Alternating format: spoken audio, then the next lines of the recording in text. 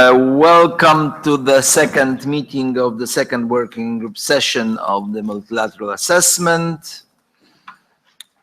It's the second round of the international assessment review process for the biennial reports from developed countries. Yesterday we had a very informative day. We have multilaterally assessed a number of parties. We saw the progress they made towards achieving their economy-wide emission reduction targets. And it was a real pleasure to see how parties actively engage in discussions with many very good questions raised during the session. And I strongly believe that we all benefited from the great wealth of information coming from the discussion, with improved understanding of the kind of actions, impacts on these countries. And also, I strongly believe that this kind of exercises help to build mutual trust and the willingness to continue a dialogue which really is the essence of any relations between the nations. We have for today 5 Annex 1 parties that will be multilaterally assessed. And as I mentioned yesterday, parties will be first invited to deliver a brief presentation. This will be followed by in-session questions and answers.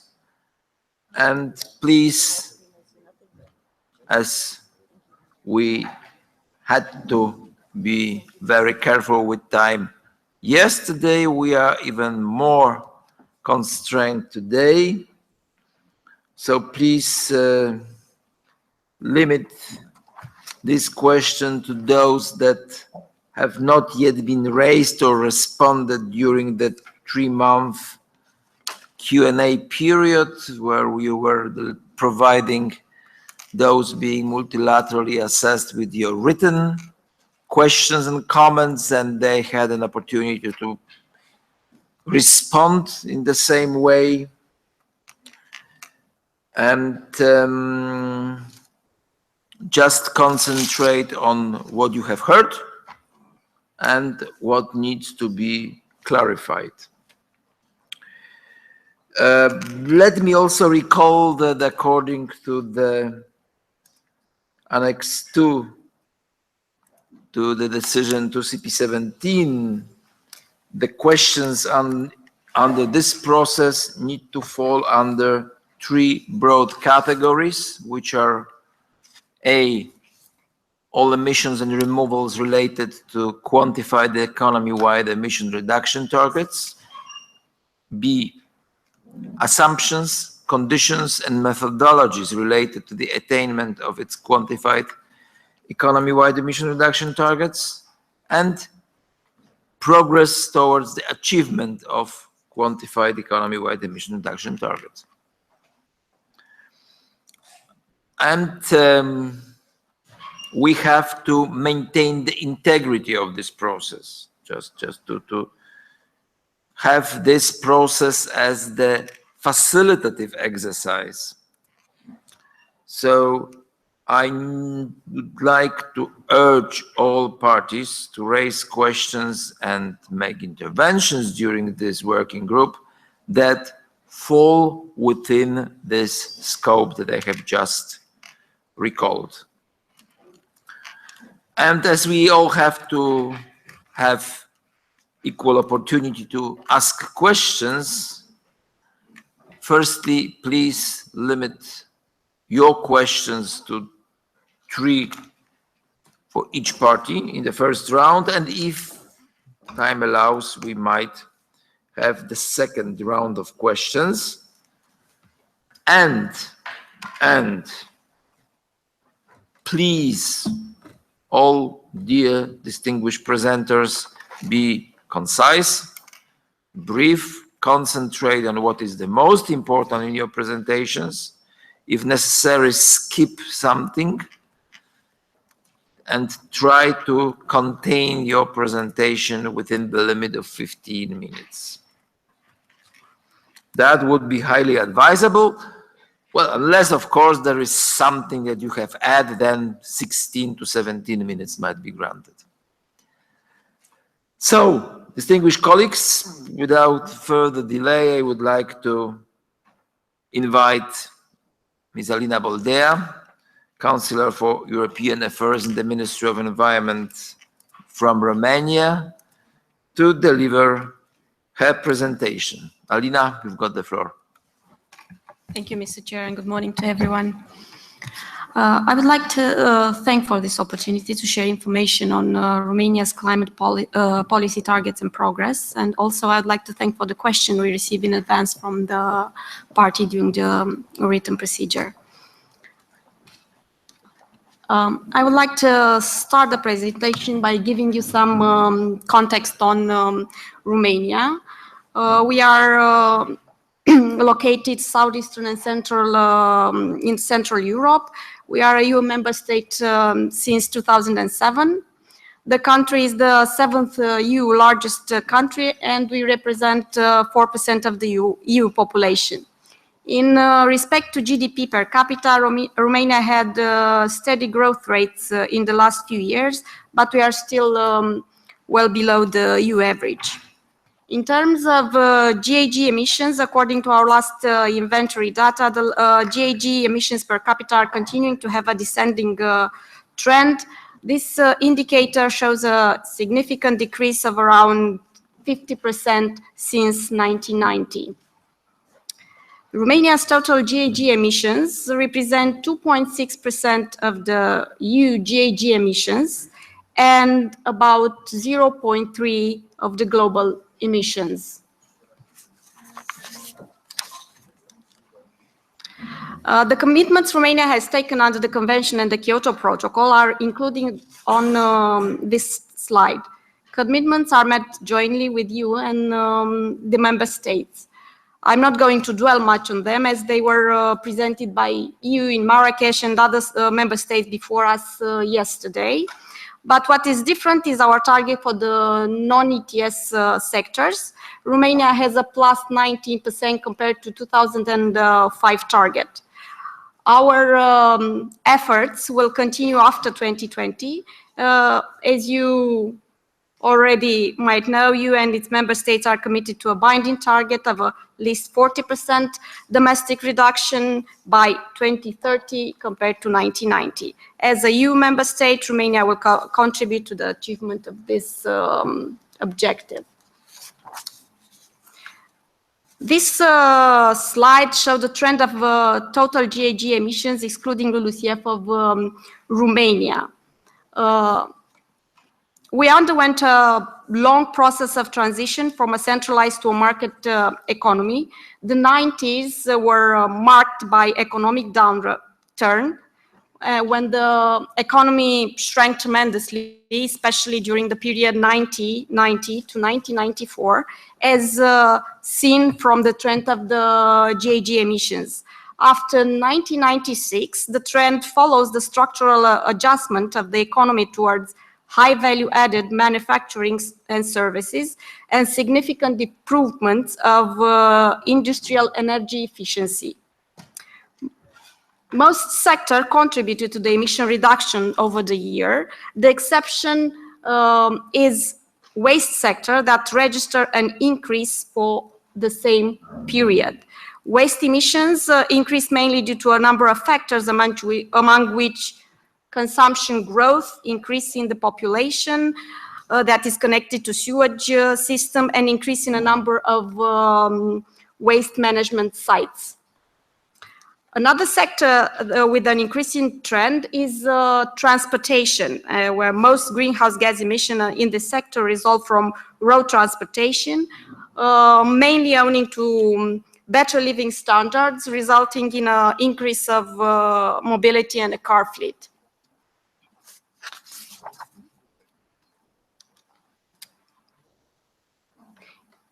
In this slide, we show a more in-depth view of the Romania's present emission profile. Energy sector continues to have a significant share in our overall GHG emissions. Within the energy sector, the manufacturing industry registered a significant decrease of 80% due to shifting of the economy towards services. Another important sector in Romania is agriculture, accounted for 16% of our GHG emissions and occupying 60% of the territory and providing a living for 45% of the population.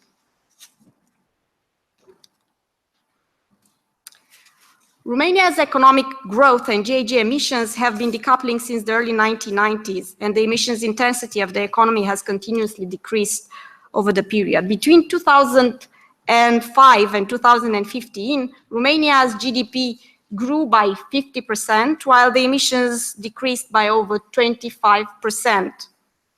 Nowadays, our GHG emission intensity is of 0.7 tons by 1,000 euros compared to what it was in 2005, 1.8. In this graph, we chose to start with 2005 because it marked the start of the first policies and measures to reduce GHG emissions adopted in Romania based by its first national strategy on climate change. Thereon, policies and measures played an important role in decreasing the GHG emissions.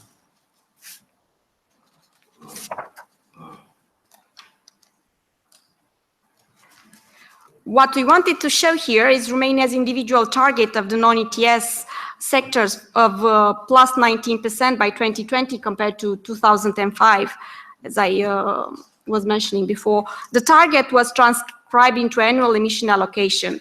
According to our latest projections, Romania will overachieve this target by 9% with existing measures.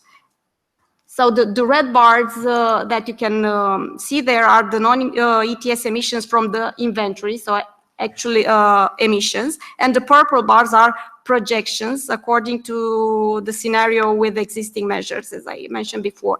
And the green dotted line represents our linear target for the non-ETS sector.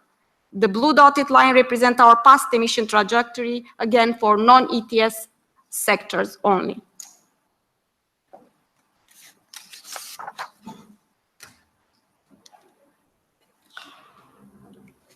As you heard a few times already, in order to achieve our commitments under the international regime, EU and its member states adopted and are implementing the 2020 EU climate energy targets. The package also comprises these targets for renewables and energy efficiency that we are showing in this slide. So as you can see, the target for renewables in Romania for 2020 is 24%, and in 2015 we reached a share of renewable energy in gross final energy consumption of 24.8%. Also, Romania has an indicative national target for energy efficiency to reduce primary energy consumption by 10 million tons of oil equivalent by 2020. In 2015, our primary energy consumption was at approximately 31 million tons of oil equivalent. Our efforts in these areas will continue as we committed to new targets for 2013 that will be met jointly with other EU member states.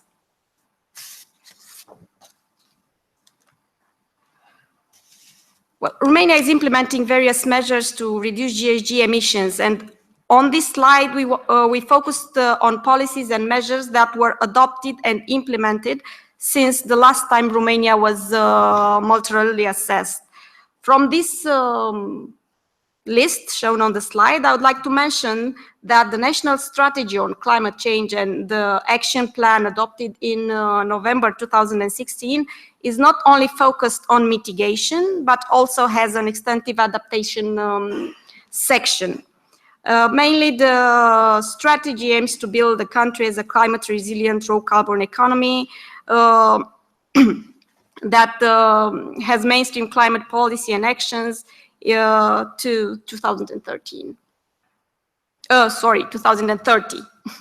I apologize.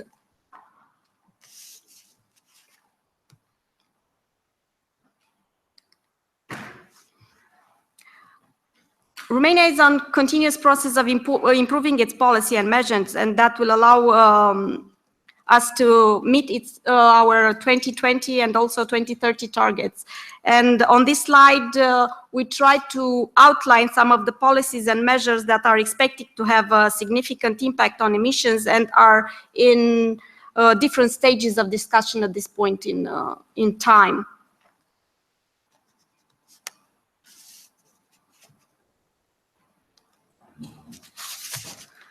On the last slide, you can see an overview of the questions received in the written phase of the MA.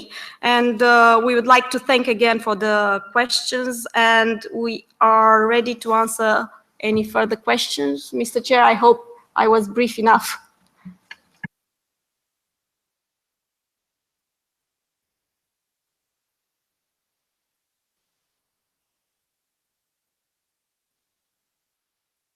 So this is it. Okay. Is it? So thank you very much. So please quite clearly signal when you are over. So colleagues, thank you very much for the presentation. Thank you for keeping it brief, short. Now I open the floor for your questions. Who's going to be the first to ask the question? I see China, Saudi Arabia. Please, China, you got the floor. Thank you, Chair. Good morning, dear colleagues. Thanks, Romania, for the very comprehensive presentation. We have a question about the long-term strategy. Could you please elaborate a little bit more on the details about your long-term strategy of the energy strategy towards 2050? Thank you. Saudi Arabia, please. Yes, thank you, Chair. And thanks to Romania for an excellent and very graphic presentation. Just one simple question. There was a mention in the presentation on the increased usage of biogas and biomass and other renewable items. Can Romania please give us a few examples on how that is used and which sector it's being adopted in? Thank you very much. Okay, thank you very much. I don't see more flags. So, Romania, you've got the floor. Please answer the questions.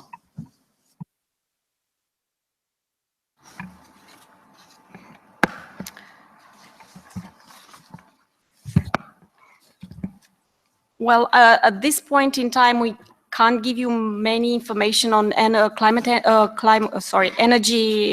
strategy because it's under discussions, and we are.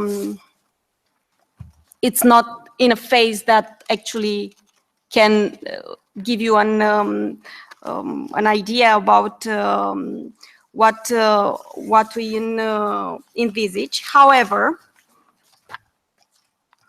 the main points that Romania is striving for is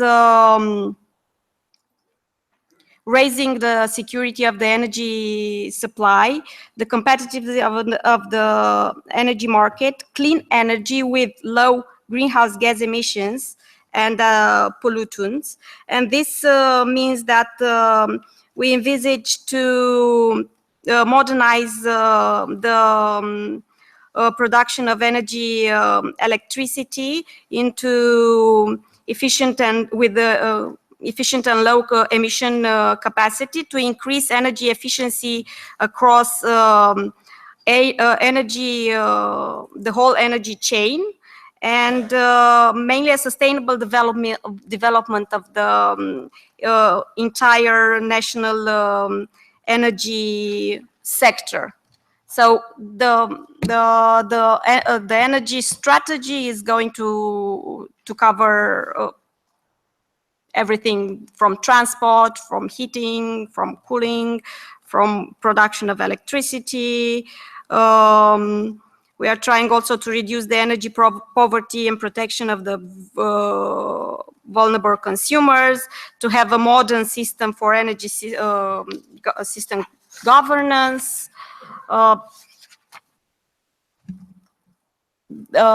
Kind of, this is all the elements we could give you at this point in time, as it's still under discussion, and the final version is not. And I really hope I answered your question. I really know that I didn't touch the 2050, but it's not possible at this point in time. But thank you for your question. I hope maybe we were possible to give you more information in the future about this. Thank you. About the question from Saudi Arabia, thank you for the question. You asked about biomass in renewable energy, if we understood correctly. So we are using biomass in electricity, and it has a share of about 3% in total. We are also using biomass for heating and cooling, and this really has a big share, mainly because in the rural area we use firewood for heating and cooking. And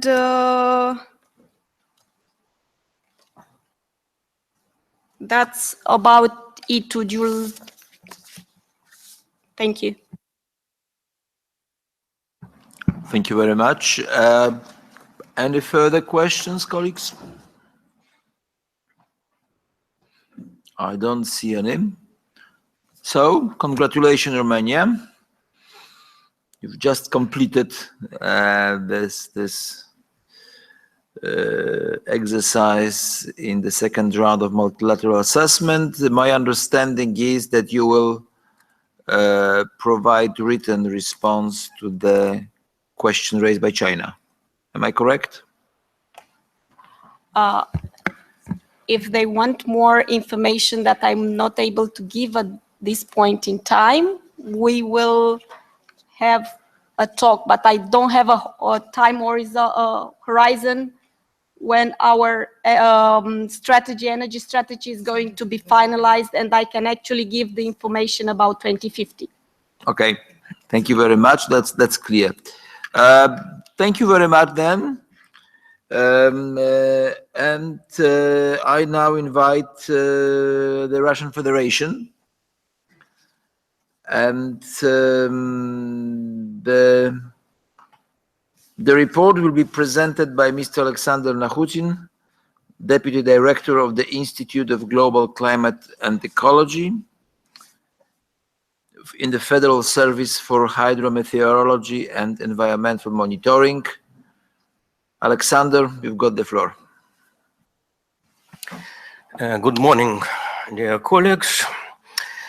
We would like to begin our presentation with a brief description of questions and answers received in the preliminary period.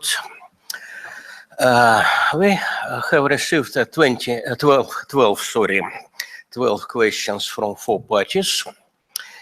This is 5% of the total number of questions submitted by parties during this round of multilateral assessment. All questions were answered by the Russian Federation in time. 8 questions were in the category progress towards the achievement of quantified economy-wide emission reduction targets. 2 questions regarded to assumptions, conditions, and methodologies related to the attainment of the quantified economy-wide emission reduction targets. And 2 more questions in the category all emissions and removals related to the quantified economy-wide emission reduction targets. A few words about the national circumstances relevant to the climate change mitigation in Russian Federation. Our national territory spans 9,000 kilometers from east to west and from 2.5 to 4,000 kilometers from north to south. This means that we have very long cargo and passenger transportation distances, and hence it is increasing our emissions of greenhouse gases in the transport sector. The next are the climate conditions. Climate conditions vary widely through the territory of the country, but a significant part of our territory is occupied by regions with a cold or sharply continental climate. This means that we need more energy for heating in the industrial sector, household, and in the commercial sector. Russian Federation accounts for 70% of the boreal forests of the world and more than 25% of the world's forest resources. Russian forests form a significant sink of the atmospheric carbon dioxide. The next is that a large amount of hydrocarbons is produced in the country for export, aside from the production for domestic use. The export-oriented production, storage, and transportation of hydrocarbons means the additional emissions of greenhouse gases to the atmosphere. The next, it should be mentioned that the hydroelectric power stations produced 20% of electricity in the Russian Federation, and nuclear power stations produce more than 10%.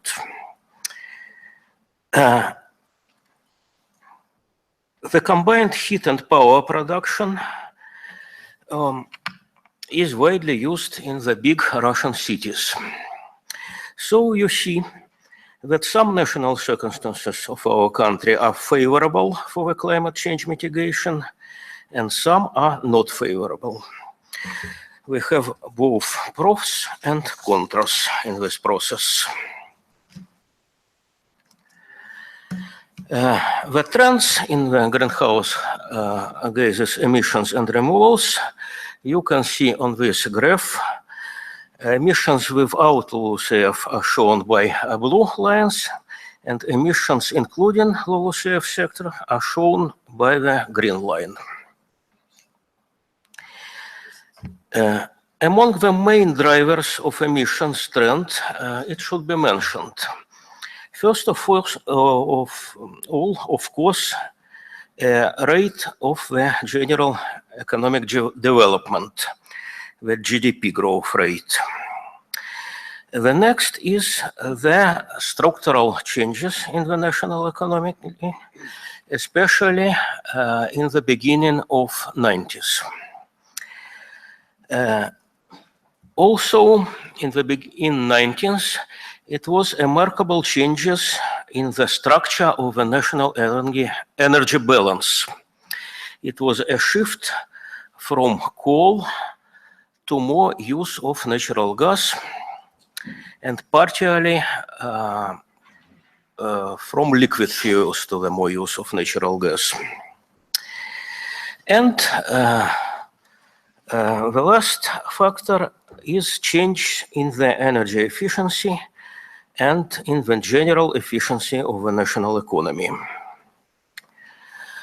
The LULUCF sector constituted a small source of emissions in the beginning of 90s, but later it turned to the sink of atmospheric CO2. Currently, the sink in the LULUCF sector compensating about 20% of the total emission of greenhouse gases in other sectors of the economy. The main drivers for the emission trend in the LULUCF sector are as follows. Increase of forest sink as a result of the increasing area of managed forests and the reduction of the forest cutting. The next is the decrease of emissions from arable lands as a result of the reduction of the area of the arable lands and reduction of using fertilizers in the 90s. And the next is accumulation of organic carbon on the lands which were transformed from arable to grasslands. So now we have a remarkable sink of CO2 in the LULUCF sector. In the structure of emissions, which is shown on the right side graph, the energy sector dominates. It contributes more than 82% to the total emissions without LULUCF. Correspondingly, the main part of the mitigation potential in the country is related to the energy sector, to the energy efficiency and energy saving.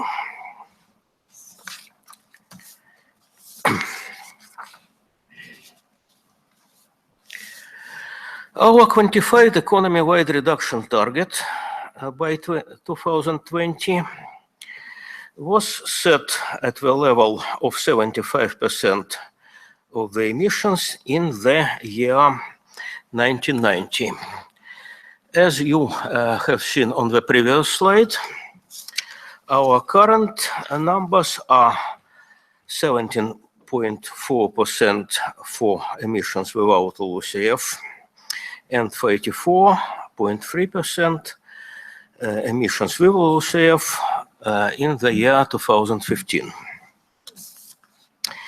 The national target covers all the sectors of the national economy, excluding the LULUCF sector. The action plan was adopted by the government to achieve this target. The plan contains economy-wide measures and divided in three main areas. First is the monitoring and reporting of greenhouse gas emissions. It envisages the formation of a three-level accounting system for greenhouse gas emissions. First level is national level. It is the level of national inventories. It is in operation, of course. The next level, it is the regional level, a voluntary reporting by the regions of Russia. It is also in operation. The methodology is developed, and some regions just began to monitor the greenhouse gas emissions. And the third level is the company level monitoring. The methodology for such monitoring is already developed and introduced, but we are waiting for the legislation, for the federal law to introduce this system, and it is expected that this federal law may come into force until the end of this year. About other key policies and measures to mitigate climate change. This year is declared a year of environment in the Russian Federation, and as a part of this company, The strategy of ecological safety was introduced and published in the April of this year. The key points of this strategy include the development of low-carbon economic strategy and introducing new measures for mitigation negative impacts of climate change on the environment. Action plan to implement this strategy will be developed by the government in 3 months. The next is the action plan for improvement the governmental regulation of the greenhouse gases emissions and preparation to the ratification of the Paris Agreement. This plan is dated November 2016. And the implementation period of this plan is 2016 till 2019. The plan envisages the estimation of the economic and social impacts of ratification of the Paris Agreement, the development of further legislative proposals and regulations, including the proposals for federal law on state regulation of greenhouse gas emissions, the development of the draft of the low carbon strategy until 2050, development of the draft adaptation plan, and a draft plan for forestry and some other measures. A number of programs are existing in the sectors of the national economy, formatting the sectoral policies and measures.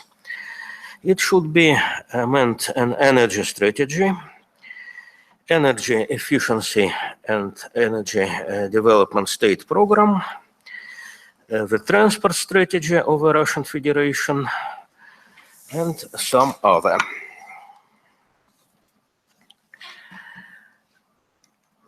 The specific item is policy and measures in the forestry sector. The Russian Federation has a sufficient set of policy instruments that provide a beneficial impact on the climate through sustainable forest management. This means the rational use, protection, care, and reproduction of forests. A wide range of measures is included in the currently implemented state program for development of forestry for 2013-2020. And it is planned that the specific climate change indicator will be developed and introduced in this program. At present, the Federal Forestry Agency is drafting a new forest policy of the country, and it is seen as an element of the future national long-term low-carbon development strategy. Currently, the proposals are discussed targeted on reduction greenhouse gas emissions from deforestation and forest degradation, enhancing conservation measures, sustainable management, and increasing carbon stock in forests. These policies are delivering results. This graph shows the trend in GDP. It is the upper blue line. Trend in the emission intensity. It is the red line. And trend in the per capita emissions of the country. It can be seen that the per capita emissions were decreasing all over the period from 2000, and it is approximately stabilized in the period from 2008 till present. The GDP growth in 2015 was 71.5%, and the emissions growth in the same period is only 16.6%. And the GHG emissions intensity reduced by 32%. So we can conclude that Russia is on the track to the decoupling of emissions from economic growth.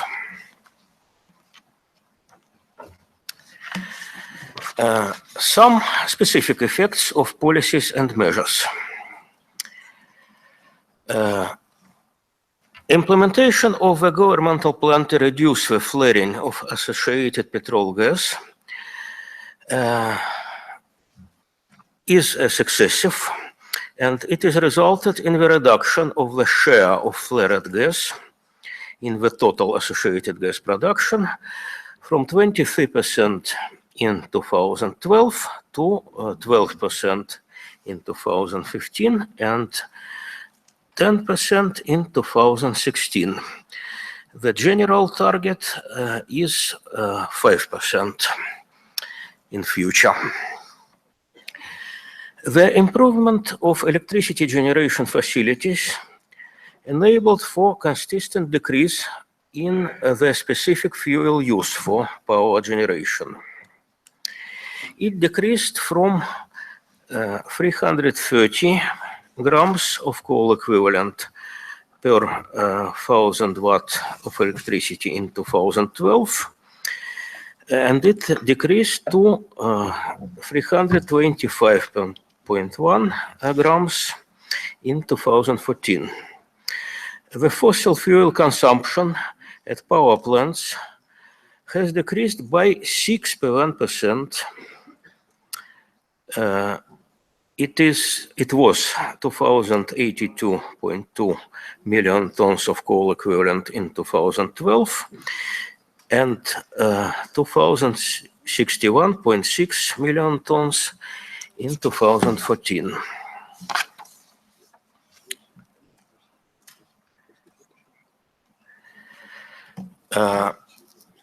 Now about the projections. In our second biennial report, it was included the same projections as in the first biennial report, because in accordance with the governmental action plan, which we have mentioned before in our presentation, the new projections were developed after the development of the second biennial report. The new projections were developed in the end of 2016, but now we have it. The new projections are based mainly on the scenarios for long-term socio-economic development of the Russian Federation, which were produced by the Ministry of Economic Development. Also, it is based on the energy strategy of the Russian Federation and on the indicators of the state program for energy efficiency and energy development. Without measures projections are based on the assumption of implementation current policies and measures. And with measures projections envisage stabilization of the primary energy consumption on the 2011-2012 level, on the reduction of the GDP energy intensity by 27% between 2007 and 2030. You can see the figures in the table, and these figures mean that we are on track to meet our 2020 target.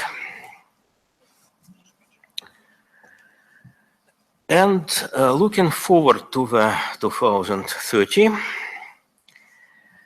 the Russian INDC was submitted to the UNFCCC in March of 2015. Our target is reduction of emissions by 25 to 30% from 1990 to 2030. All the sectors are included, the LULUCF sector as well. And the achievement of these two goals of 2020 and 2030 goals will allow the Russian Federation to make its way forward on the path of low carbon development, which is compatible with the long-term objective of the Convention and the Paris Agreement to limit the increase in global temperature below 2 degrees Celsius. This global objective can be achieved through the international cooperation and coordinated efforts of all parties. At the end of my presentation, I would like to show one example. It is the Kosh-Agach solar power station in the Republic Gorny Altai in Siberia, which was put into operation in September 2016. The capacity is 5 billion watt. It is the third solar farm operated in this region. The 2/3 of the equipment for this station, including solar models, were produced in Russia. And operation of this station will decrease the CO2 emission to the atmosphere by 4.5 billion tons per year.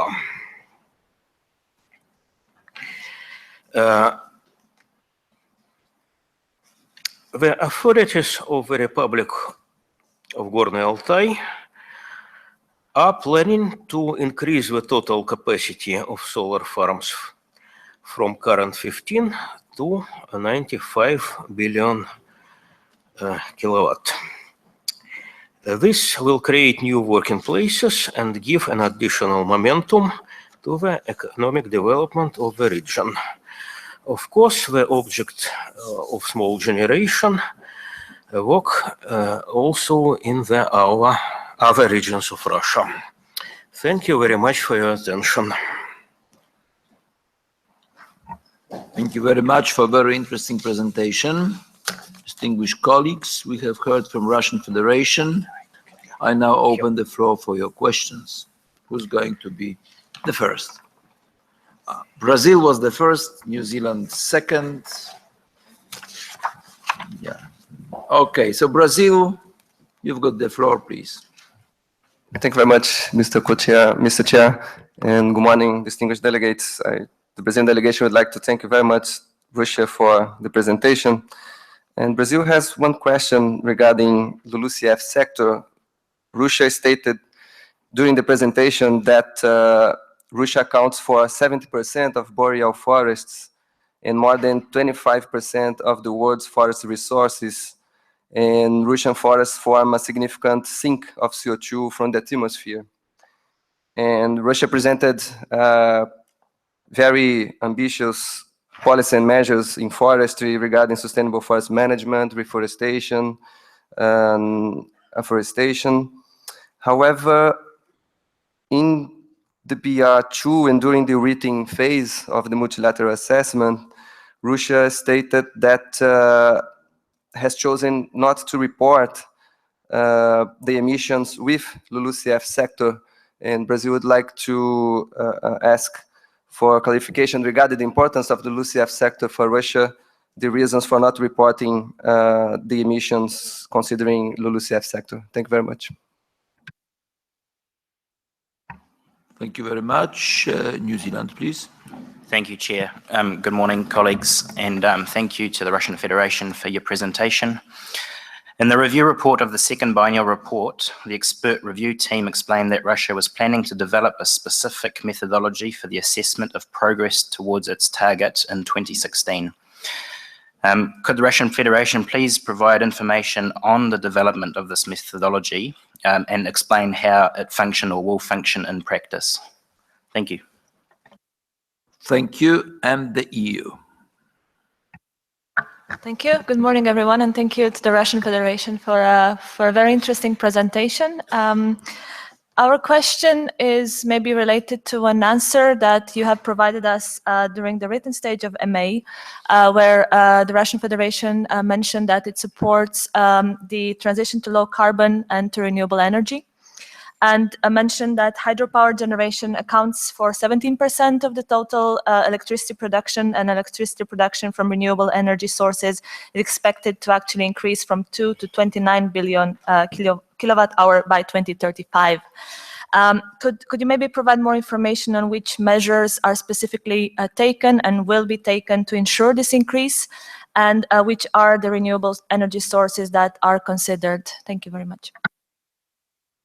Thank you very much. Please, Russian Federation, respond to these three sets, and then after you respond, we'll invite colleagues to continue. Thank you very much for your questions, colleagues. We would like to clarify that the LULUCF sector is fully covered in our national inventory, and we report it. And about the biennial report, the specific of the biennial report is that it is closely related to the national 2020 target. And our 2030 target doesn't include the LULUCF sector, because the government decided to have, before 2020, two tracks with a separate track for the measures in the LULUCF and mainly in the forest sector of Russia. So the LULUCF is not covered by the national target and not widely reported in our biennial report. But you can open our national inventory and our national communications and see the information about the LULUCF sector.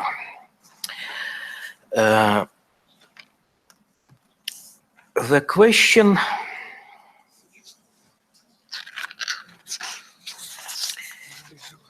from New Zealand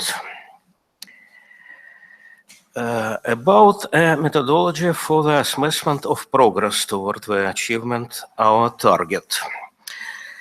This methodology is envisaged in the government action plan to achieve the 2020 target. And every responsible federal ministry is reporting every 3 months to the Ministry of Economic Development about the implementing of policies and measures. And the Ministry of Economic Development reports to the government every year in March. It submits a generalized report, including both quantitative and non-quantitative information about the progress in implementation. The question by European Union, yes, the share of the hydropower stations is from 17 to 20% in our electricity production. It depends on the hydrologic conditions of the specific year. It changed slightly. And about the renewables, all types of renewables are used in the Russian Federation: solar power, thermal power, wind power, biomass power. we have all types. And now it takes about 1% in the energy balance. But the government plan for energy efficiency and energy development envisages from 2005 to 3% of the electric capacity to 2024. It is included in the governmental decree. And some considerations exist that in the case of implementing an intensive measures which are discussed now, the electricity generation by renewables may increase to the 2034 from 9 to 13 times as compared to the current level. Thank you. Thank you very much. Well, I have Germany, Korea. Are you still going to ask the question? No.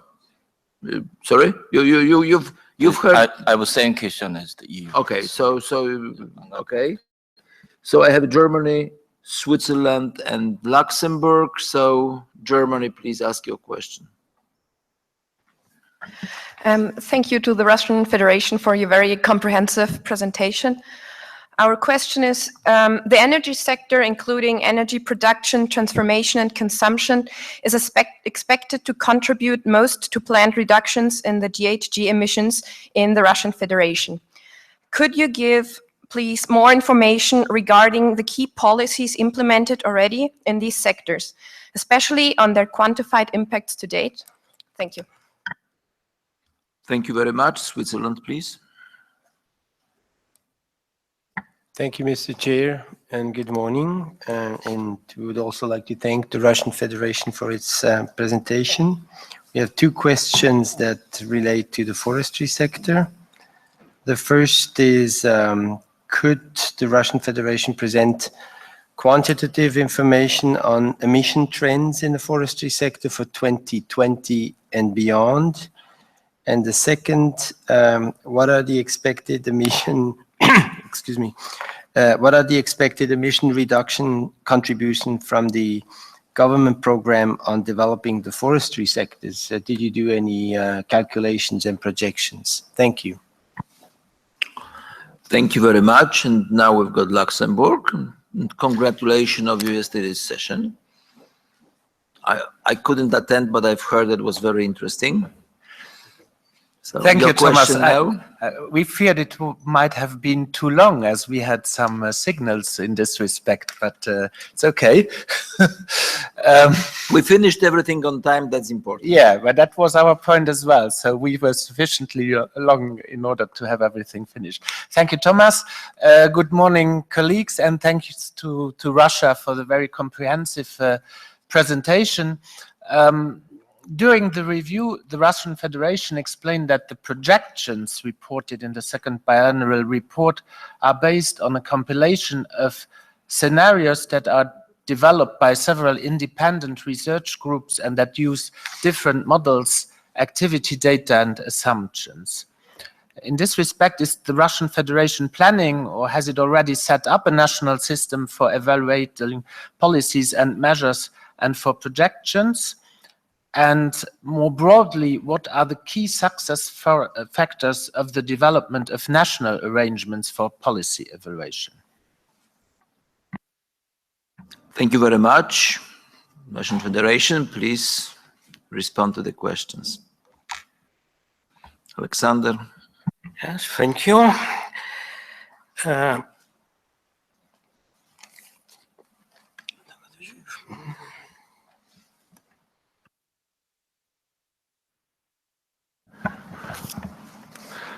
Good morning, colleagues. Alexander, transferred the right to respond to the question of Germany to me.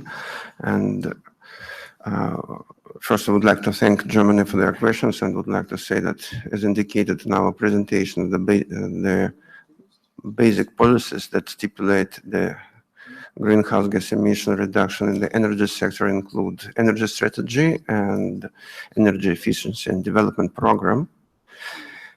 And they are supplemented by corporate programs aimed at greenhouse gas emission reduction with specific activity, for example, power generation and transmission.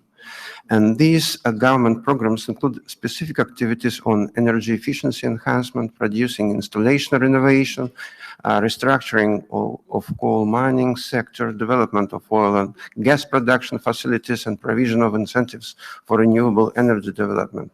And as for today, the most important outcomes of these activities include the decrease from 2012 to 2014 by 1.6% in specific fuel consumption rate per power generation. And that is owing to renovation of electricity installation together with a reduction of GDP energy intensity by 7% from 2007 to 2016 due to energy efficiency enhancement and structural changes in the general economy. We would like to indicate that the National Technology Energy Net initiative and the concept of smart energy system in Russia were updated in 2016 to enhance the electricity transmission through the grid systems and create an automated system of protection and control of electrical switchgears. Also, we would like to list the increase in the share of efficient use of associated petrol gas. This was indicated in our presentation, and I'm happy to say that the efficient utilization of associated petrol gas is almost 88% in 2015, owing to development of the oil and gas production facilities. And also, we would like to mention the decrease by almost 30% in methane emissions from coal mining since 1990, and the decrease by more than 40% in underground coal mining operations, and that is owing to restructuring of the coal mining sector. Also, we would like to indicate the incentives for renewable energy development that resulted in total 131 renewable energy installations which are operating in Russia. Currently, these are the data for 2015. The example of this installation you have already seen on the screen. And this is the activities which are in addition to large hydropower station. Finally, I would like to say that although it may be difficult to quantify the effect of a particular activity due to their multi-inclusive nature, the outcomes of these and other activities result in the absolute greenhouse gas emission reductions in the energy sector, as well as national emissions as a whole. Thank you.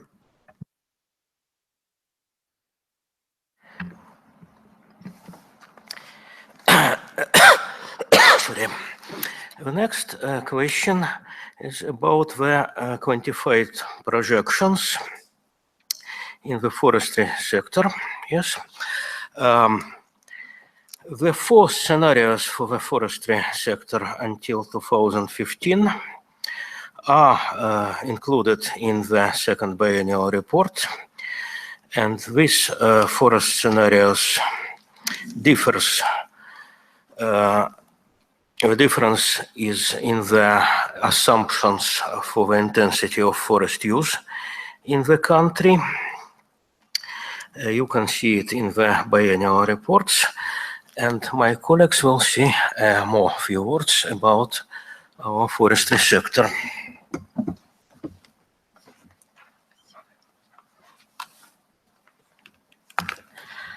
Thank you very much. Good afternoon, colleagues, or maybe good morning yet.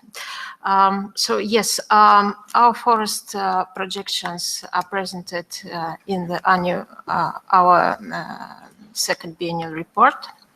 And as you can see that the reduction to 2020 is anticipated maybe around 8, 10, 12% of level of carbon sink in forest in 2010. For 2030, the reduction could be more essential, and it could be up to 20% or maybe 30%. And this reduction, we anticipate, due to consequences to the reduction of harvesting in forest, which happened in the beginning of 90s, and now that is somehow a legacy effect, and the forest is becoming older, and we anticipate that the total carbon sink in forest is going to be decrease in nearest years. Regarding to the measures was planning and already currently implied in forestry sector, that the main target of these measures to try to maintain the current level of carbon sink in forest. So we do not envisage possibilities to increase in nearest years, because of course that in forest sector all measures, results of all measures applied in forest sector are quite delayed. So we only anticipate that we could maintain the current level of carbon sink. Thank you very much.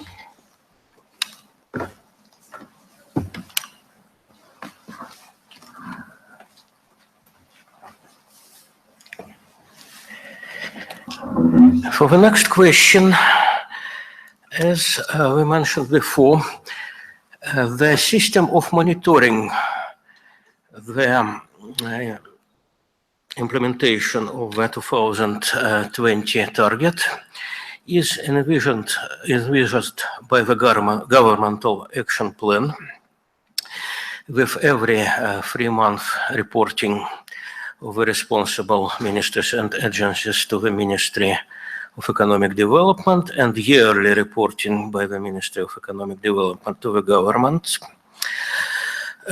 Also, as well, this action plan includes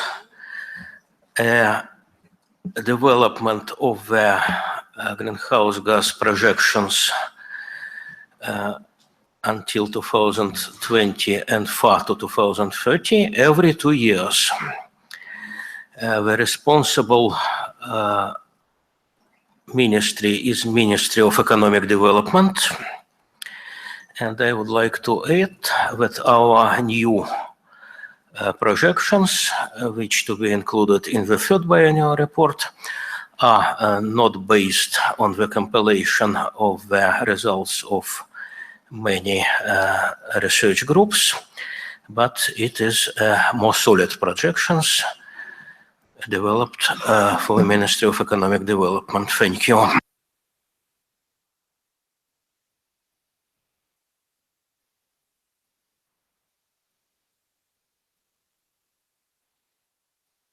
Thank you very much. Are there any further questions, need for clarification?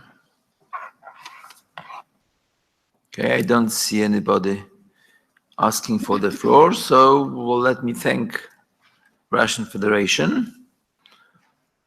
I think you are the very good candidate to be the champion of slide intensity per square kilometer of the territory.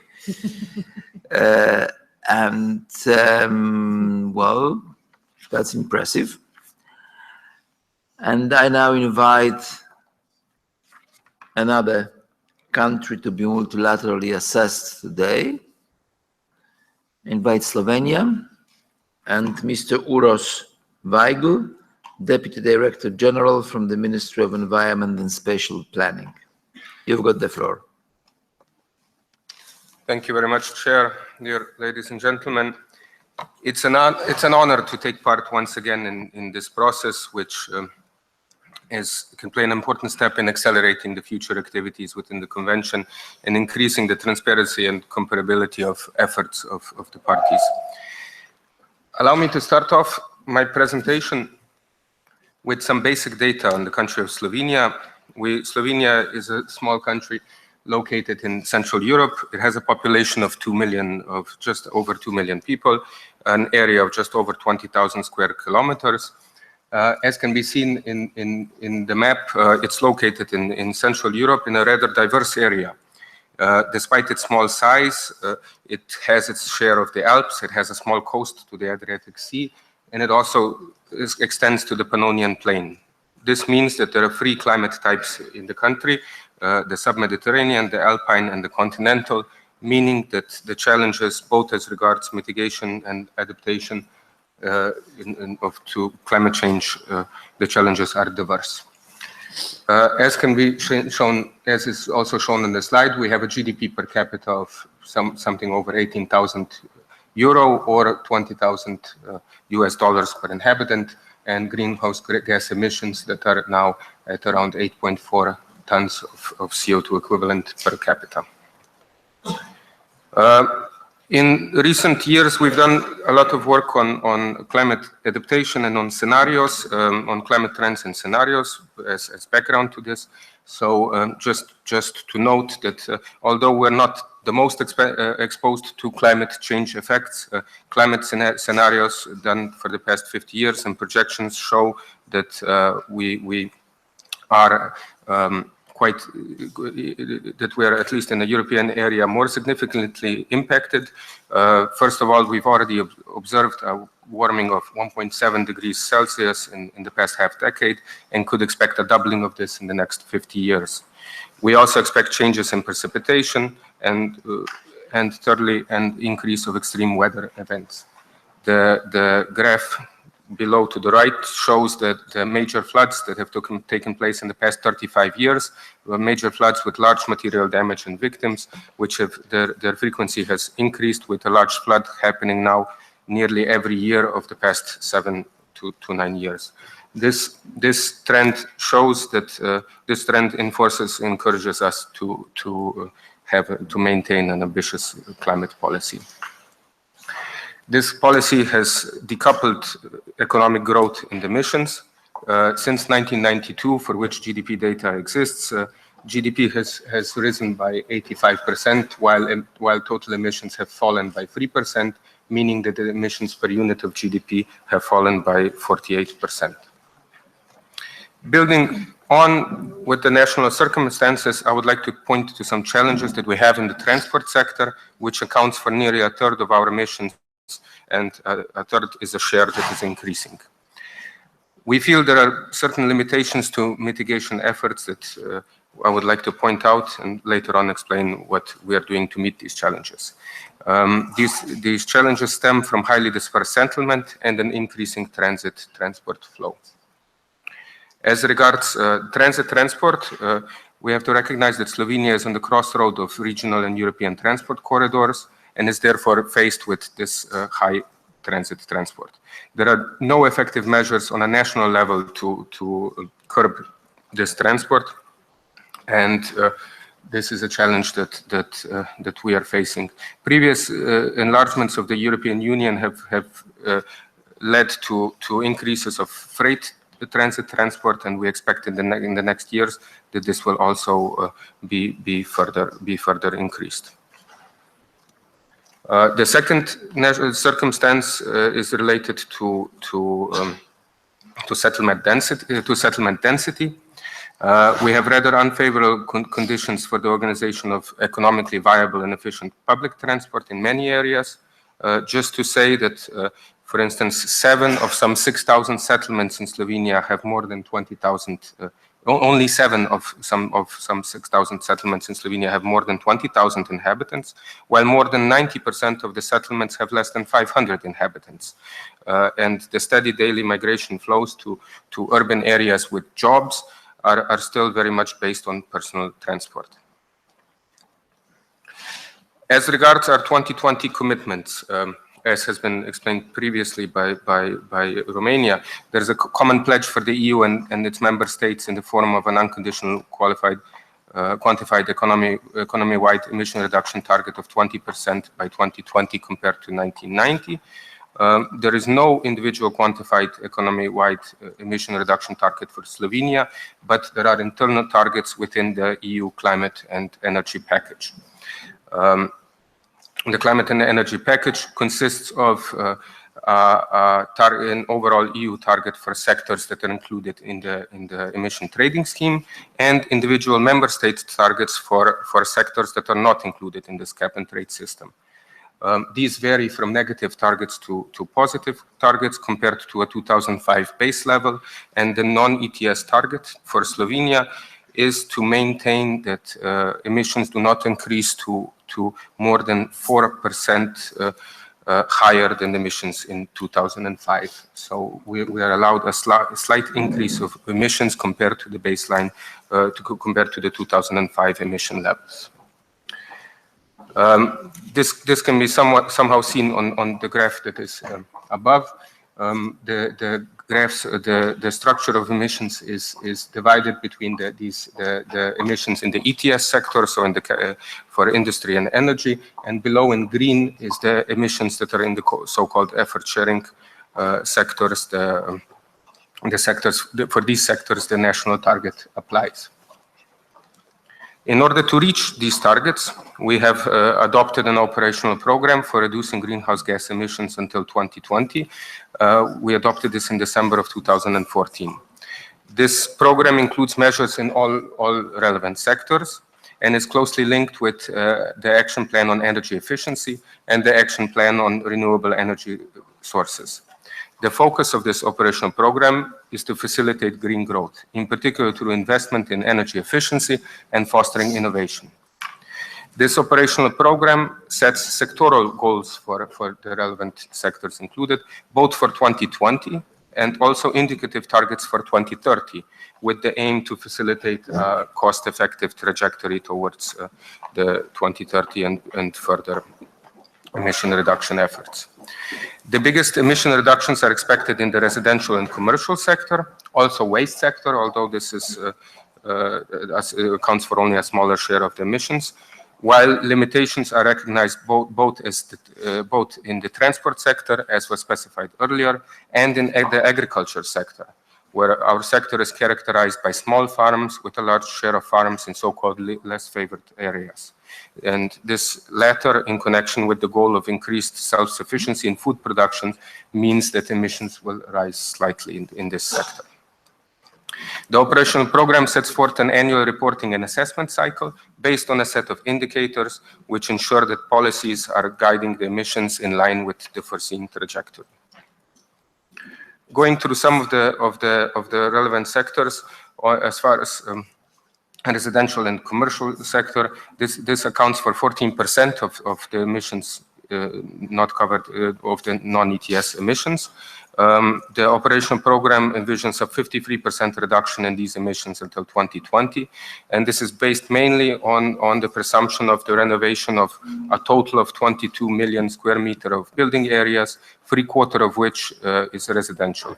Altogether, this represents a quarter of the stock and approximately €500 million of investment. This is a large amount. However, this is also where some 10,000 jobs are foreseen to come, and this is one of the main leverages of the green growth that I mentioned is underpinning the operational program. The efforts here are also supported by regulatory measures, in particular the implementation of the EU Energy Efficiency Directive and certification. I've already mentioned indicators that we have indicators that follow the projected emissions, and as things stand, we are moving in the right direction, with the exception of one indicator, namely the leverage of private investment. This is still connected with consequences of the economic crisis, as the private sector is unwilling to invest further and especially to take up loans. We nevertheless have now earmarked in the last 3 years not only half but all of the revenue coming from the ETS to climate action, and the large share of this is used for energy efficiency and renewable investment, including subsidies to households. Concluding on this, I would also mention that the energy renovation of buildings is one of the 10 strategic government programs of the current government, and these government programs are supervised by a special government office to ensure their proper implementation. In the area of transport, the operational program recognizes that mitigation effort through infrastructure measures are limited until 2020. The possibilities of this are limited until 2020, as infrastructure measures need a bit more time. However, more positive trends can be expected in the next decade. The measures included in the operational program are focusing on the promotion of public transport, increasing energy efficiency and decarbonization of transport, and promoting sustainable mobility. The promotion of public transport is based on the improvement of the system of public transport and continuing subsidies for public transport for certain groups. It also is based on subsidies for the purchase of new buses by municipalities and increasing energy efficiency in transport through EU legislation. As regards the promotion of alternative fuel vehicles, I would like to highlight a strong financial subsidy scheme for the purchase of low-emission vehicles and very positive development as regards charging infrastructure for electric vehicles. This is particularly the case for the highway network in Slovenia, where one charging station is based per average 27 kilometers, which is a very dense, densely set network. The promotion of sustainable mobility is furthermore underpinned through communication campaigns and through bottom-up efforts, as municipalities are encouraged to set up local sustainable mobility schemes as a prerequisite for receiving cohesion funding. As regards other sectors, I would highlight two additional sectors which contribute 16% and 5% of the non-ETS emissions. The 16% is in agriculture. I have mentioned I've already said some words on this, but just to say that emissions are maintained by measures, mainly under the Common Agriculture Policy Rural Development Program and the fulfillment of EU legislation, in particular the Nitrate Directive. And as regards the waste sector, we've had very favorable developments in the past years, which we aim to uphold. The greenhouse gas emissions from municipal waste have been decreasing continuously since 1994, driven mainly by reduced methane emissions from landfills and increasing avoided emissions. But in the future, improved management of waste, a focus on waste prevention, and increased activities in the direction of circular economy will be the prevailing drivers to reduce emissions further. Concluding my presentation, I would show again the emission trends and projections for all sectors.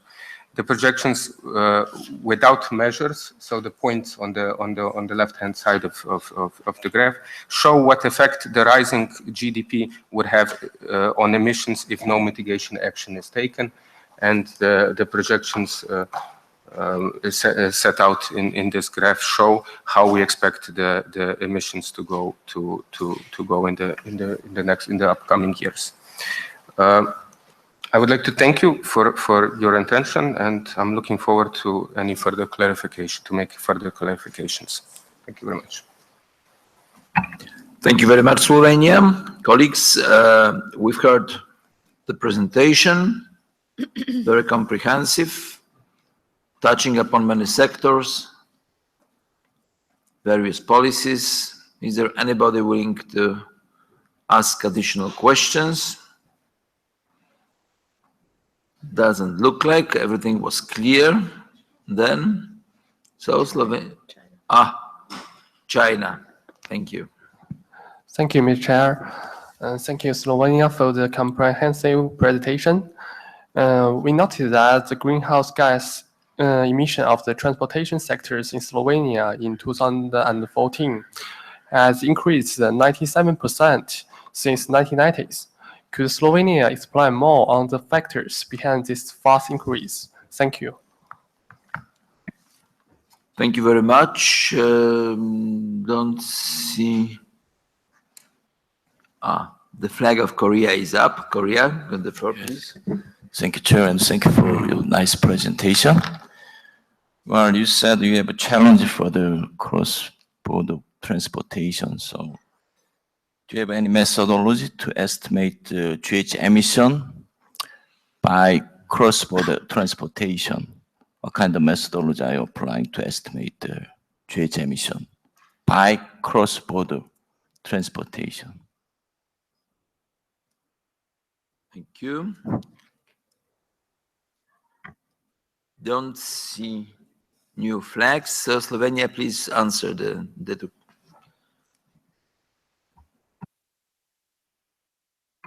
Thank you very much. As far as both questions are regarding the transport sector, so I don't have the graph. You will.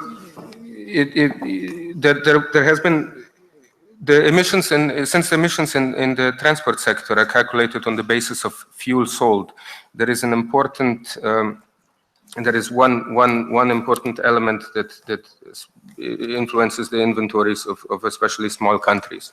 Since Slovenia is located in a very transit-rich area, and it takes about 100 kilometers to cross the country.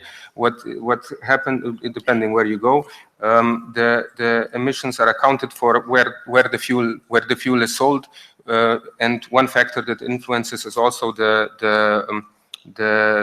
relative prices of fuel in Slovenia and the other countries. While in neighboring countries, while in recent years these differences have stabilized, there was a very large increase between 2005 and 2008, which led to a significant increase in accounted emissions in Slovenia. So if we connect what was previously mentioned, the transit, the general circumstances as regarding transport, which make it difficult to lower the amount of actual transportation going through Slovenia, and connect this also with the question of relative prices, we have come to an increase, which is however even more negative when you look at the 2005 baseline figures. So the targets that we have is to have by 2020 the transport sector we aim to maintain the emissions at a most 27% increase compared to 2005, which doesn't sound very good, but this is actually an 8% reduction compared to 2008 levels. So there was a rather significant increase, which is basically which is more or less linked to accounting principles in the years 2005 and 2008. As regard the pure share of the transit, we currently estimate we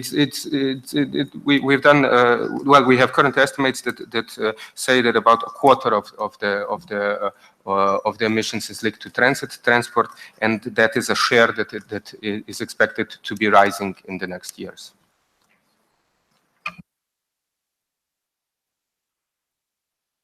Okay, thank you very much. I don't see anybody willing to ask additional question.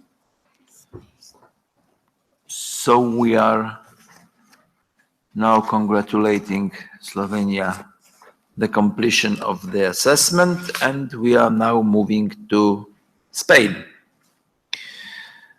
I now invite Mr. Ignacio Sanchez, Deputy Director of Spanish Climate Change Office, to deliver your presentation.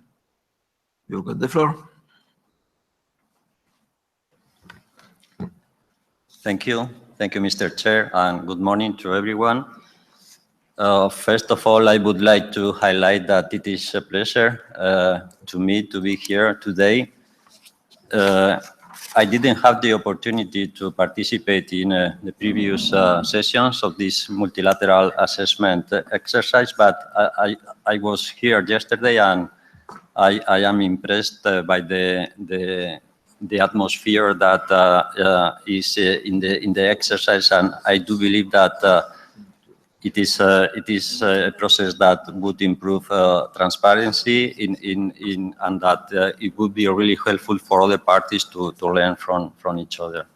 So I think that really this is a success. So I would also like to thank you for giving us this opportunity to present our biennial report number 2.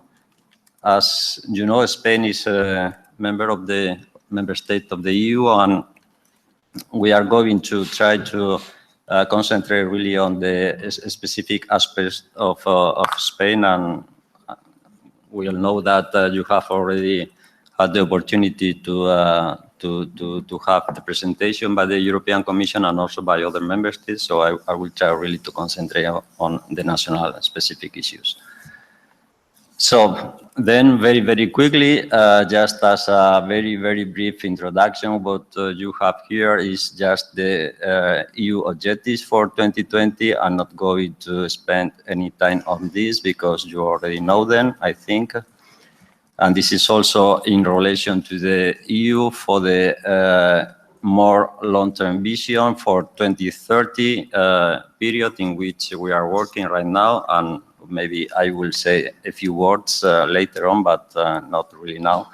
And also the vision we have for 2050.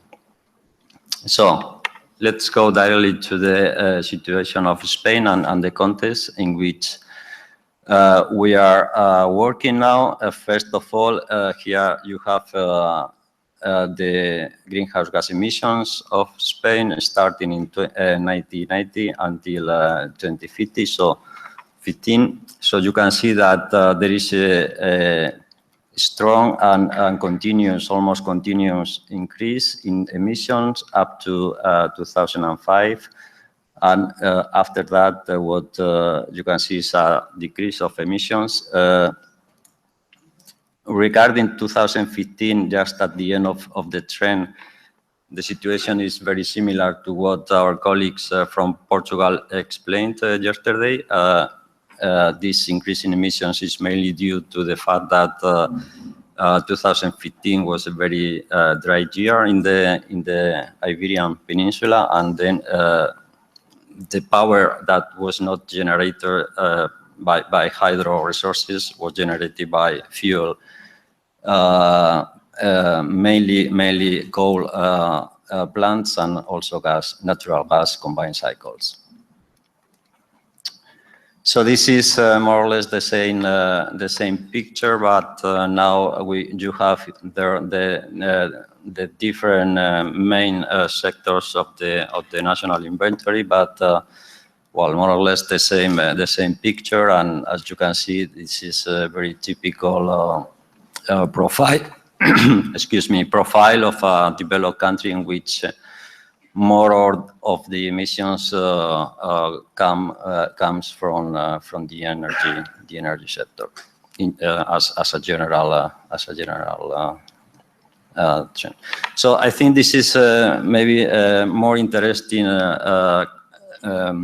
graph because it shows more insight about the evolution of emissions in Spain, and the fact that these different curves show that there is a decoupling of economic growth and emissions since 2005. So what you can see here is, as I was saying, different curves. You have population, greenhouse gas emissions, but you have also GDP per capita and greenhouse gas emissions by primary energy and primary energy by GDP. So if you look at these last two indicators, mainly you can see that there is this decoupling I was mentioning. So for instance, you can see that the intensity of the energy in Spain decreased by 10% since 2005. And you can see also that energy intensity of the economy has improved in this case by 20%. So these are, I think, very positive figures from our point of view. So while this is just to complete the picture, just to tell you that Spain is a country that it is very much in the average within the EU in the terms of greenhouse gas emissions, intensity of the economy, and in terms of greenhouse gas emissions per capita, we are just below the average, somehow below the average, but close to it also. So having set the context, we are going now to show you the objectives of Spain regarding this period up to 2020. I think this is also known for you all already, so I'll go very quickly also here, just to say that while we have this -20 target for emissions in the EU that covers all sectors of the economy, but not LULUCF, but well, all gases. You have also there the reference years for F gases, which is 1995, but well, I think this is already known. This is specific now to Spain again, and what you can see there, what are the national targets for Spain. As you already know, in Spain, as in any other member states, there is this separation in terms of greenhouse gas emissions between emissions trading sectors and non-emissions trading sectors. Of course, we had to implement ETS in Spain as any other member state. But then we have a target for non-ETS sectors. In the case of Spain, is minus 10% in 2020 with respect to 2005.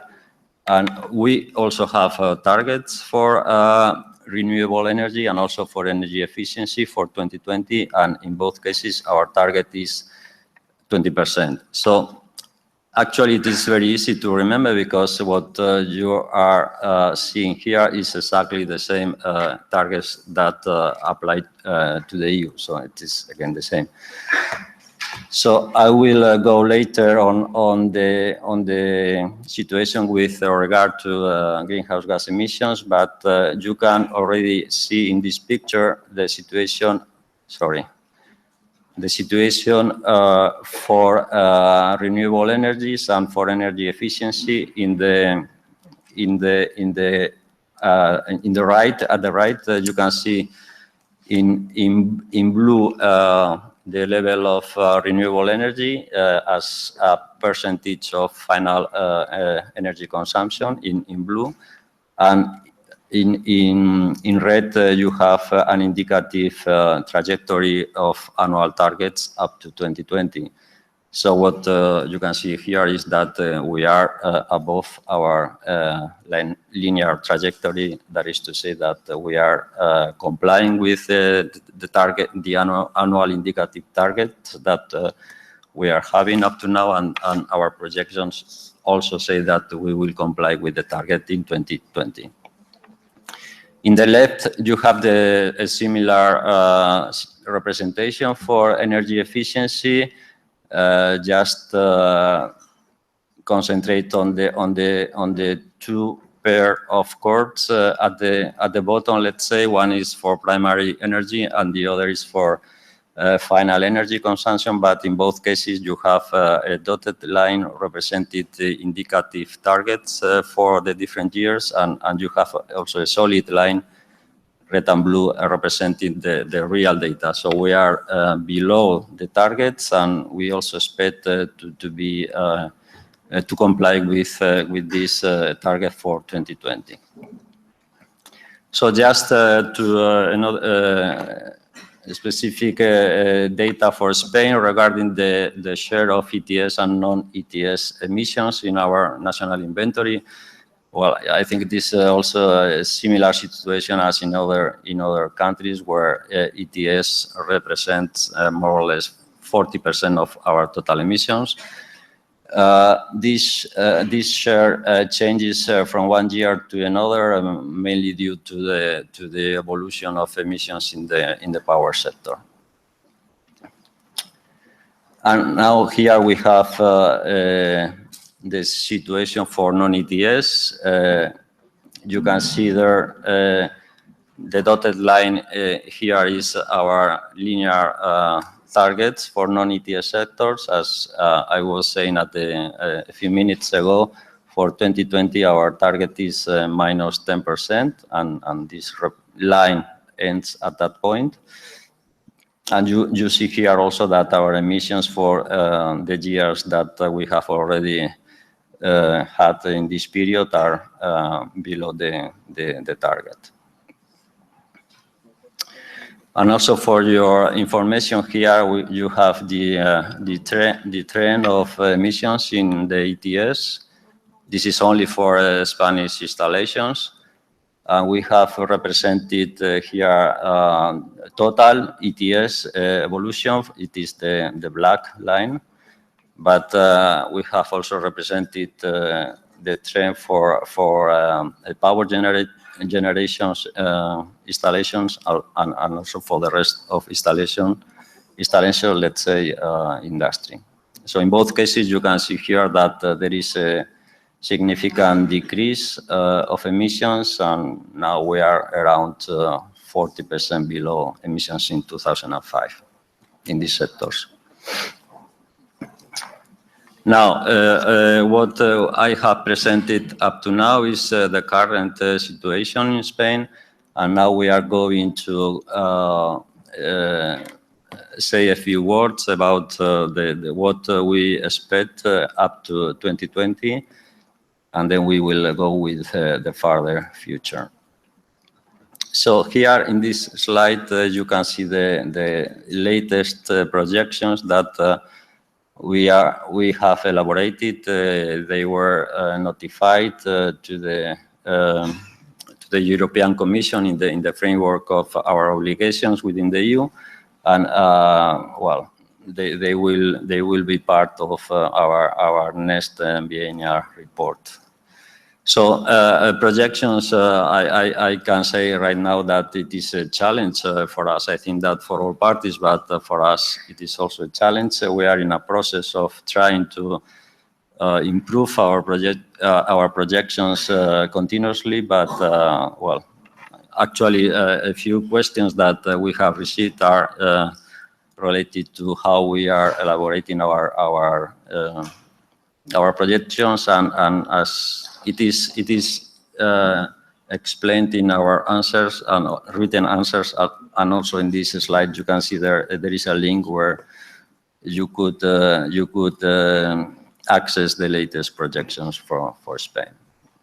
So these projections, it is also important to say, I was forgetting, that what you see there in yellow or orange is the projections for the non-ETS sectors, and also I can tell you that for 2020 the emissions are also below our target in this regard.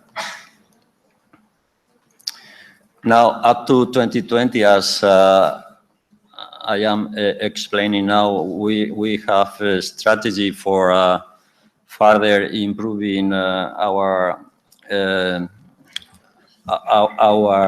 fight against climate change. We are trying to address all possible areas. So we have with regard to mitigation, of course, we are working on the implementation of the ETS legislation, but very much focused also on the non-ETS sectors, where we have we are developing new tools to analyze the reductions that we can obtain with different measures, and also I wanted to highlight here that we try to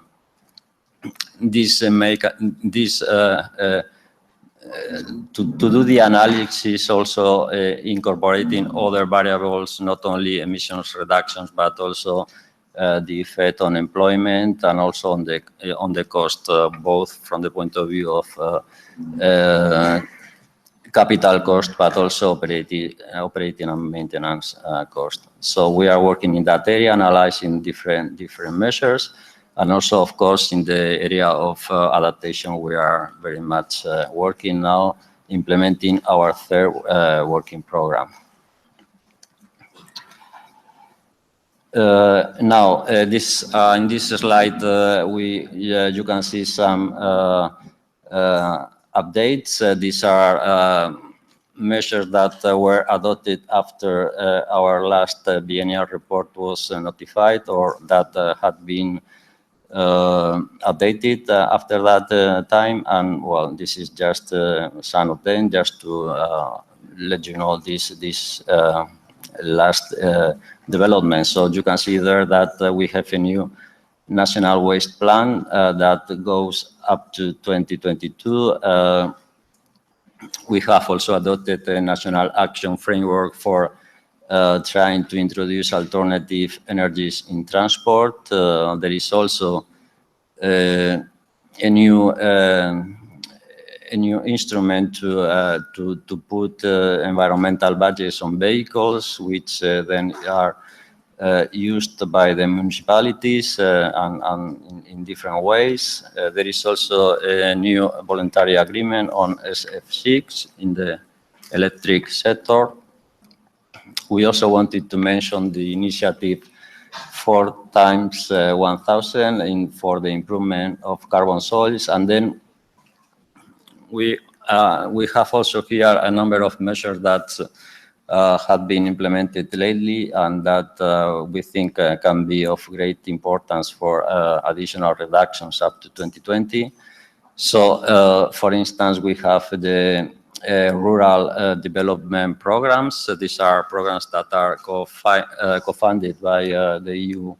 The EU funds is quite a significant amount of money, and we hope that it will be an efficient instrument to really reduce emissions. As you know, in this regard, I think it is important to say that we have in the EU, we have a target of using at least 20% of EU money with climate change related projects.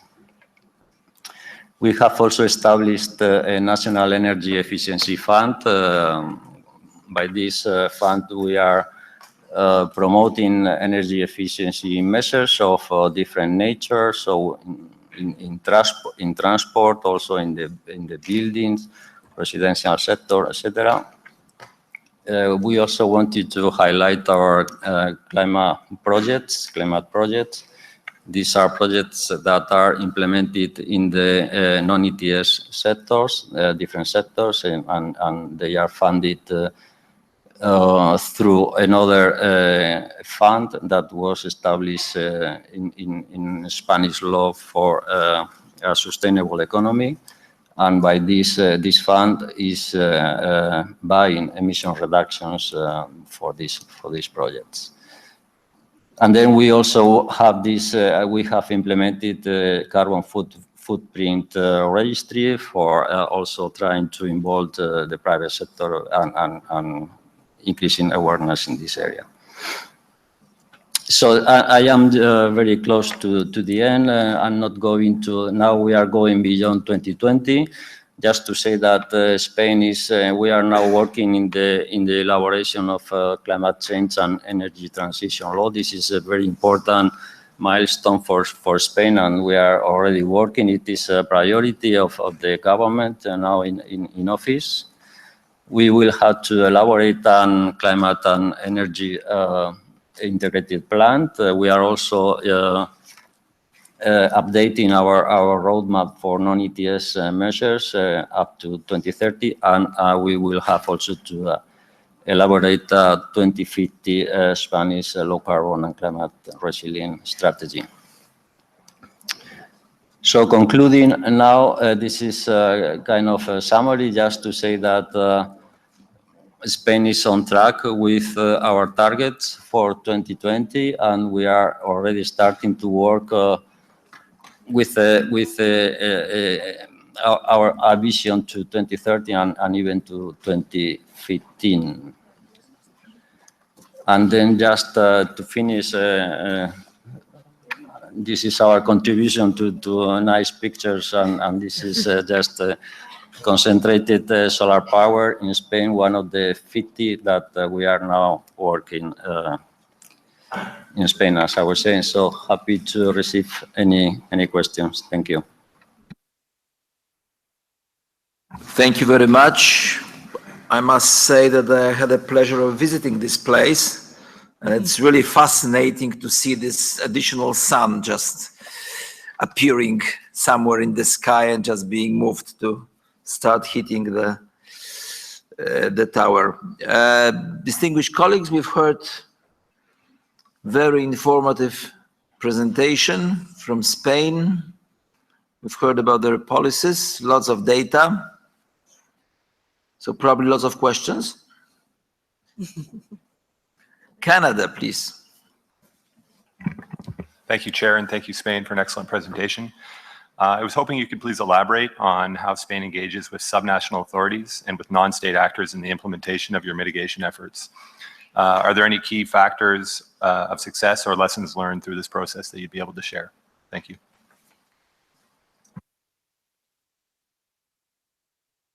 Now Brazil, please. Thank you very much, Mr. Chair, and thanks to Spain for the presentation. And the Brazilian delegation would like to reiterate that we would like to thank Spain for providing very clear answers during the written phase.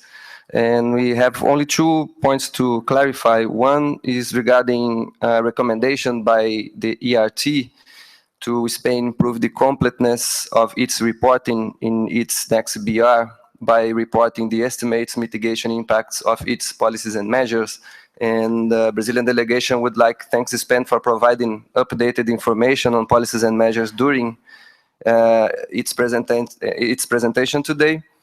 And during the written phase of MA, Spain stated that policies and measures impacts general macroeconomic scenario and activity data perspectives have been revised and in some cases re-estimated. We just like to clarify if Spain is following the recommendations by the ERT regarding quantifying policy measures estimations. And the second point of clarification, during the written phase, Spain stated that not included greenhouse gas projections considering without measure scenario in BR2. We would like to clarify if the scenario without measure scenarios remains as the BR1. Thank you.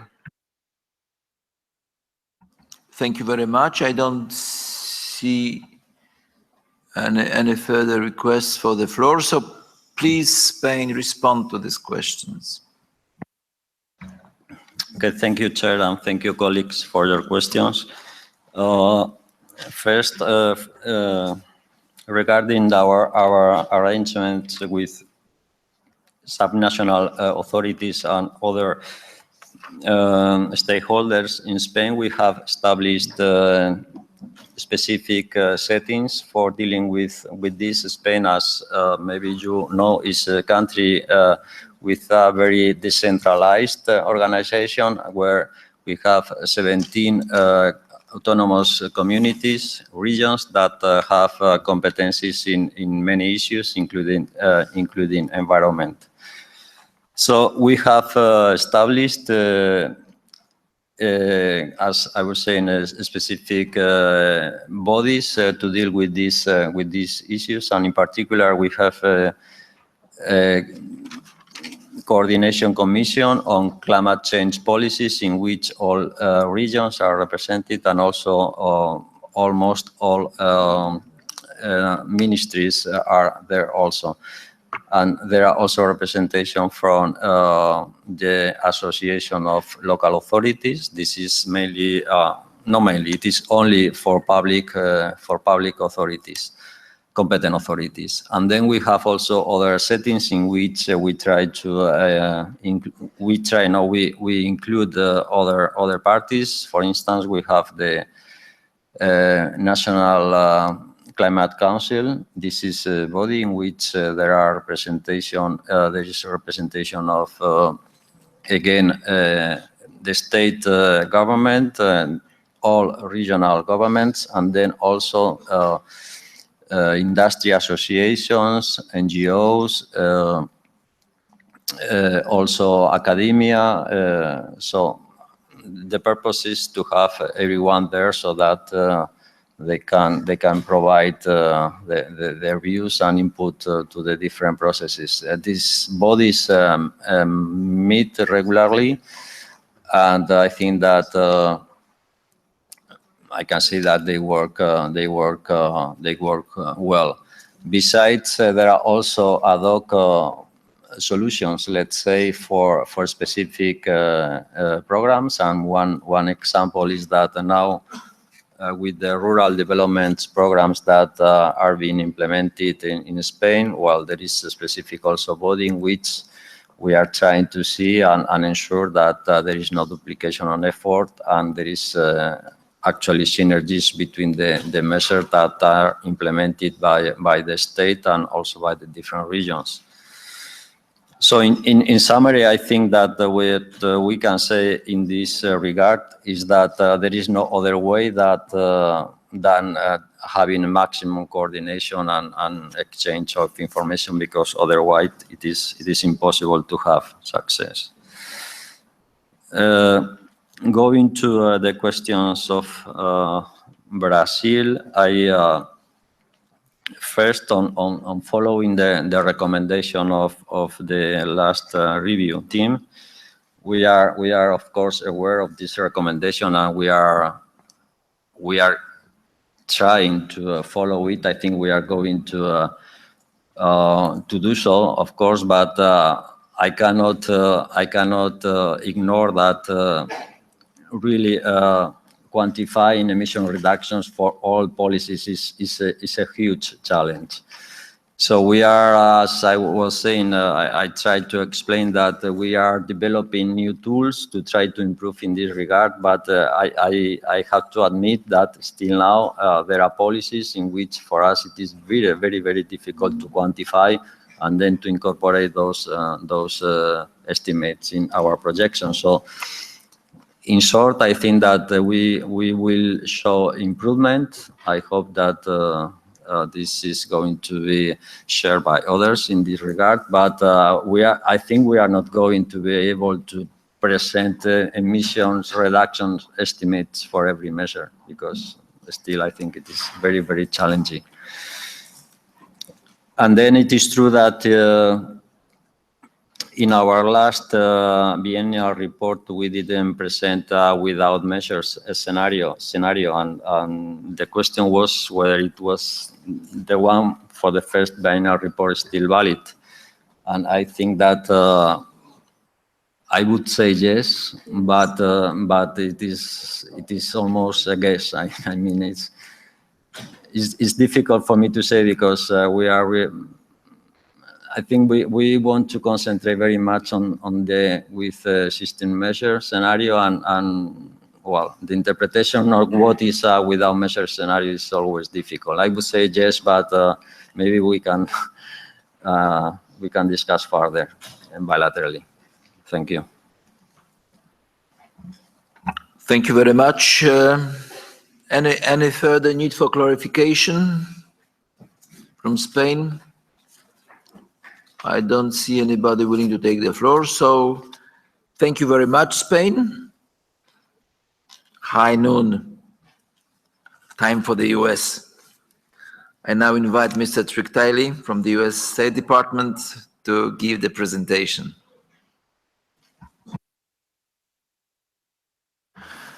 Thank you, and good morning, colleagues. Today I will address aspects of the second biennial report and look forward to engaging in this multilateral assessment. I'm going to start with a quick update of our policy context, and then talk about our emissions trends as reflected in our inventories, and then I'll answer questions. So, as you know, since our biennial report was submitted a year and a half ago, we have a new U.S. administration. And along with that comes a substantial change in priorities and approaches. Since coming to office in January, President Trump has strongly focused on implementing his vision to restore economic growth and strengthen national security. The president and his administration have moved quickly to get the economy moving, setting out a vision for reducing taxes, launching a government-wide review of existing regulations, taking steps to enhance competitiveness and promote U.S. jobs, and putting forward a budget blueprint that envisions a substantially streamlined federal government. And in this broader context, our climate policies are under review. The administration has not yet developed a formal policy on climate change, and that includes both domestic and international climate change issues generally. As those of you who've been involved in this process for a while know, under our system, it typically takes some time for new administrations to analyze and develop their policy approaches. And Secretary Tillerson this week in Alaska said about our climate policy, we're not going to rush to make a decision. We'll work to make the right decision for the United States. Because it's clear that many of our policies and programs will change, I'm not covering policies in the 2016 report in my oral presentation. And for the same reason, I won't focus on projections, which are based on assumptions about policies that in many cases will change under this changed circumstance. I'd also note that the administration has not taken a formal position on the 2020 Cancun pledge, as with many other areas of climate policy. Though it is clear in this respect that, as in other areas, the administration will not take actions that are contrary to the overarching focus on competitiveness and economic growth. So we did think it would be useful to highlight one early announcement that affects a number of relevant actions in the climate area. And this is one of President Trump's first executive orders, which was issued in March. It's called the Executive Order on Promoting Energy Independence and Economic Growth. It lays out statements of policy for federal action in the energy area, and it also takes a number of specific actions. I thought it'd be useful to highlight the basis for policy objectives as stated in the front of the executive order, where it says it's in the national interest to promote clean and safe development of America's vast energy resources, while at the same time avoiding regulatory burdens that unnecessarily encumber energy production, constrain economic growth, and prevent job creation. And it's in the national interest to ensure that the nation's electricity is affordable, reliable, safe, secure, and clean, and that it can be produced from coal, natural gas, nuclear material, flowing water, and other domestic sources, including renewable resources.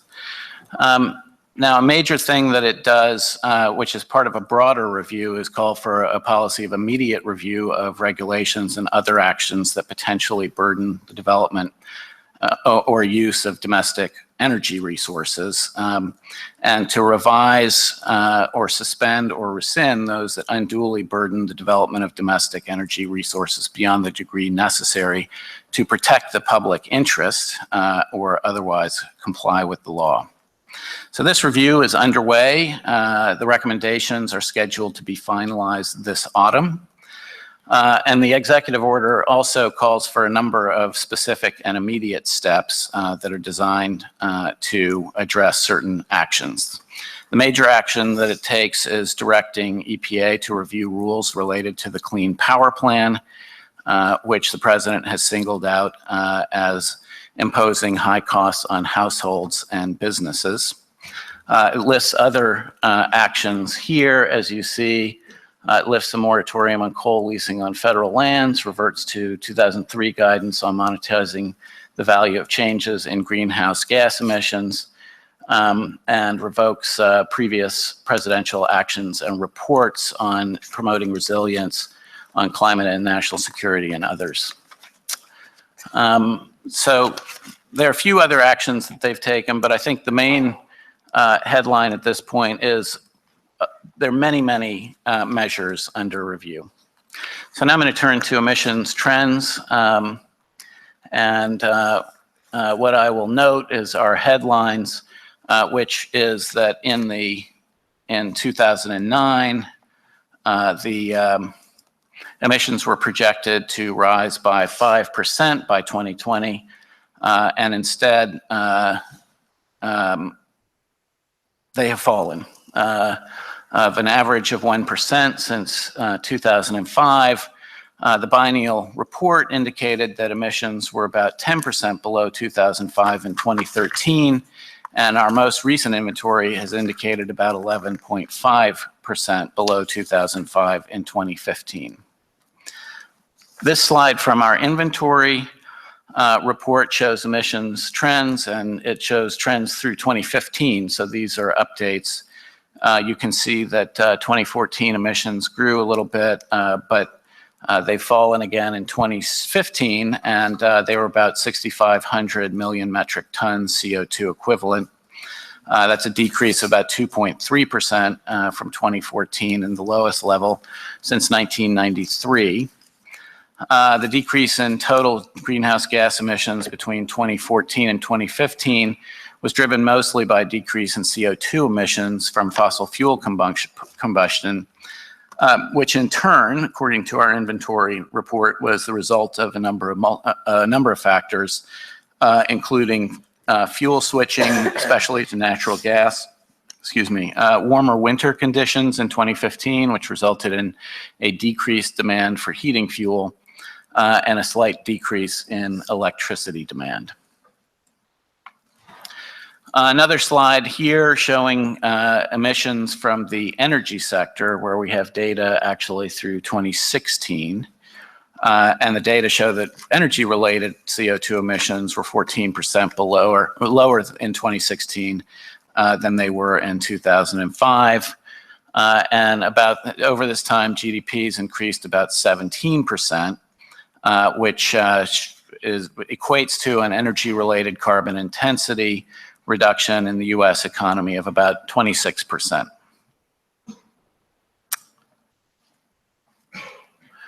And here is another slide that shows that emissions are declining even as GDP grows. And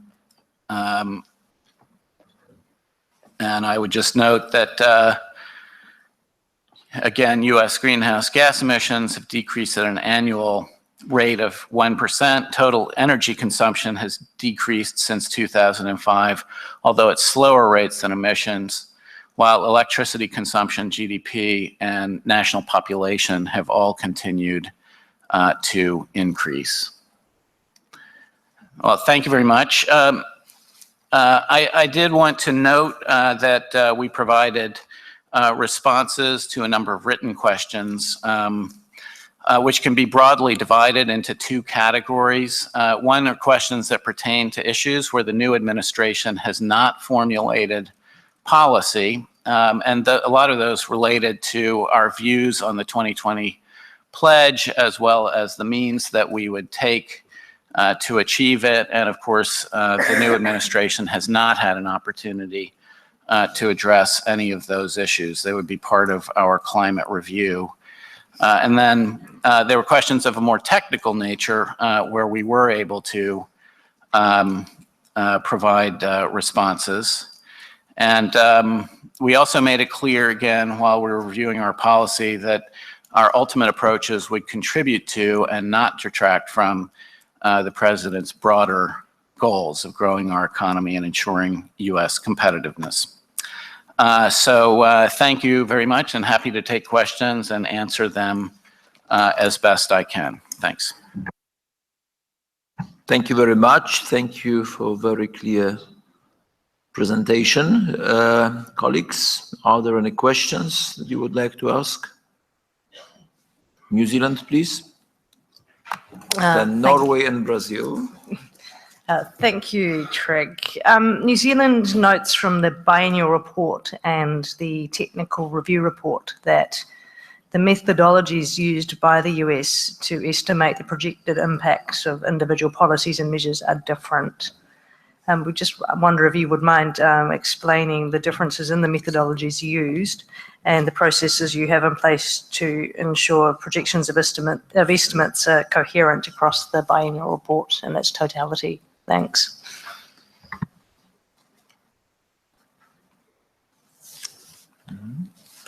The next is Norway, please.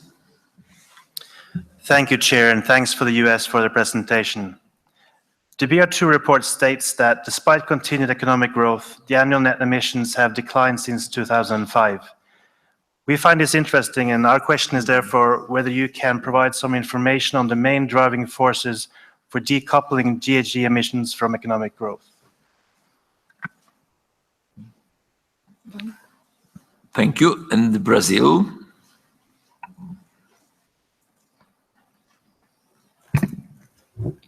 Thank you very much, Mr. Chair. Thank you, the US delegation, for the thorough presentation. And also I wish to thank the US delegation for answering all the questions that Brazil submitted earlier, very clear and concise. We have just a few questions that we want to raise, just to clarify on a few items. So first question. During the written phase, the US stated that there was no plan for use international market mechanism. So could you please elaborate more on that decision, particularly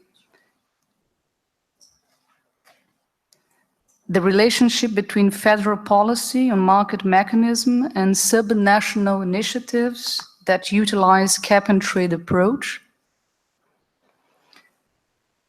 The second question, the US stated that this doesn't have updated projections and is reviewing existing policies and regulations.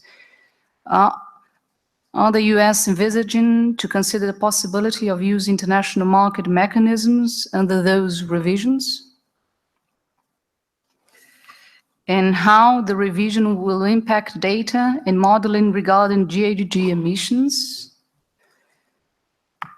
And finally, the US stated that the projection emissions presented in the with measure scenario in Table 6A of BR2 reflect policies implemented and adopted in the 2 years between the two analyses and updated data and modeling.